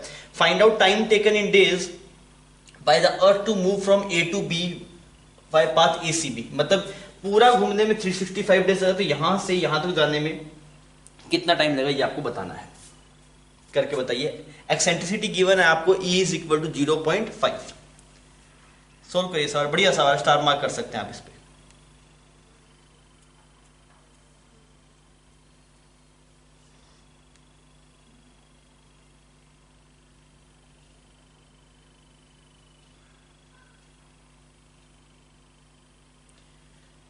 हुआ भाई? देखिए आपके पास जो एरियल वेलोसिटी कंसेप्ट है वो अपने आप में इंपॉर्टेंट है, कुछ फंसे हुए सवाल वही निकाल के देगा आपको। तो आप कहीं पे कॉपी कोने में ये बात लिख लीजिएगा, एरियल वेलोसिटी निकालने का तरीका आपके पास यही होता है कि आप angular momentum divide by 2m करें। अब यहाँ पे देखते हैं, तो मैंने बोला था टोटल टाइम पीरियड है, टाइम पीरियड आपके पास में कितना है, टाइम पीरियड वो है 365 डेज, 365 डेज। एरिया कवर कितना होगा, area covered is equal to area of ellipse that is pi A B. इसमें कोई दिक्कत थोड़ी है, एरिया ऑफ इलिप्स पता है ना आपको, that is pi A B. तो यार अगर एरिया कवर्ड आपके पास में पाई ए बी है तो एरियल वेलोसिटी कुछ मान लो आपके पास में D A by D T कुछ मान लीजिए आप A naught, D A by D T कितनी मान लीजिए आप कुछ ए नोट। तो आप क्या बोले सर 365 डेज किसके बराबर आएगा, pi A B divide by A naught, कोई दिक्कत नहीं। अब इसे कहां से कहां तक जाना है, इस वाले पाथ से लेके यहां तक आना है। तो जब यहां से लेके यहां तक आएगा तो एरिया कवर्ड कितना करेगा, इतना एरिया कवर करेगा। क्लियर? जब ये ए से लेके बी पे आएगा इस वाले पाथ को लेते हुए तो कितना एरिया कवर करेगा, इतना एरिया कवर करेगा। तो कुछ लोगों को डाउट आ सकता है सर हाफ आ जाए, जस्ट इसका 360/2 कर दो, हाफ पर नहीं आएगा भाई, सर्कुलर पाथ नहीं रिप्ली कर पाता है। इस वाले रीजन में वेलोसिटी अलग आती है, इस वाले रीजन में वेलोसिटी अलग आती है। आपको पता है सर इस वाले रीजन में जो वेलोसिटी होती है वो कम होती है, जो स्पीड होती है वो कम होती है, और इस वाले रीजन में स्पीड ज्यादा होती है। अगर इस वाले रीजन में स्पीड कम होती है आपके पास में तो यहाँ पे 365/2 से ज्यादा आएगा टाइम। अब मैं आपको निकाल के दिखाता हूं। तो एरिया कवर्ड कितना हुआ, एरिया कवर्ड इन पाथ, क्या पाथ है बच्चों आपके पास में, एसीबी। कितना है एरिया कवर्ड आपके पास, तो आप एरिया देखिए, हाफ तो इलिप्स का एरिया आ गया, ये एरिया कितना है आपके पास, पाई ए बिट का हाफ। ये आपके पास में ट्रायंगल का एरिया आ गया, ट्रायंगल कितना, एरिया कितना हाफ, बेस कितना हुआ 2b, और हाइट कितना हुआ आपके पास में a। समझ में आ रहा है? तो यहां पे जो एरिया कवर्ड हुआ half of area of ellipse plus triangle का एरिया। ट्रायंगल कितना है हाफ, बेस कितना है आपके पास में 2b, और ये हाइट कितनी है a, 2 से 2 साफ हो गया। तो टोटल एरिया कितना है बच्चों आपके पास में, पाई ए बी बाई 2 प्लस कितना बन रहा है ये ए बी ई। क्लियर? तो इसको ट्रेवल करने में टी टाइम लगेगा मान लो, तो टी किसके बराबर होगा, ये area divide by area velocity, वो कितनी है आपके पास में ए नॉट। दोनों को डिवाइड मार दीजिए, अगर आप दोनों को डिवाइड मारेंगे तो यहां से क्या, दिस इज 1 दिस इज 2, हमने लिखा डिवाइड 1/2, एक को आप 2 से डिवाइड कर दीजिए। तो अगर आप डिवाइड करें तो ये तो बनेगा 365 डिवाइड बाई टी, ये टर्म सही है। यहाँ पे ए नॉट से ए नॉट साफ हो जाएगा आपके पास, तो यहां पे ऊपर बन जाएगा pi A B by 2 plus A B E divide by pi A B साफ हो गया। तो यहां से जो वैल्यू आई वो आई pi by 2 plus E divide by pi.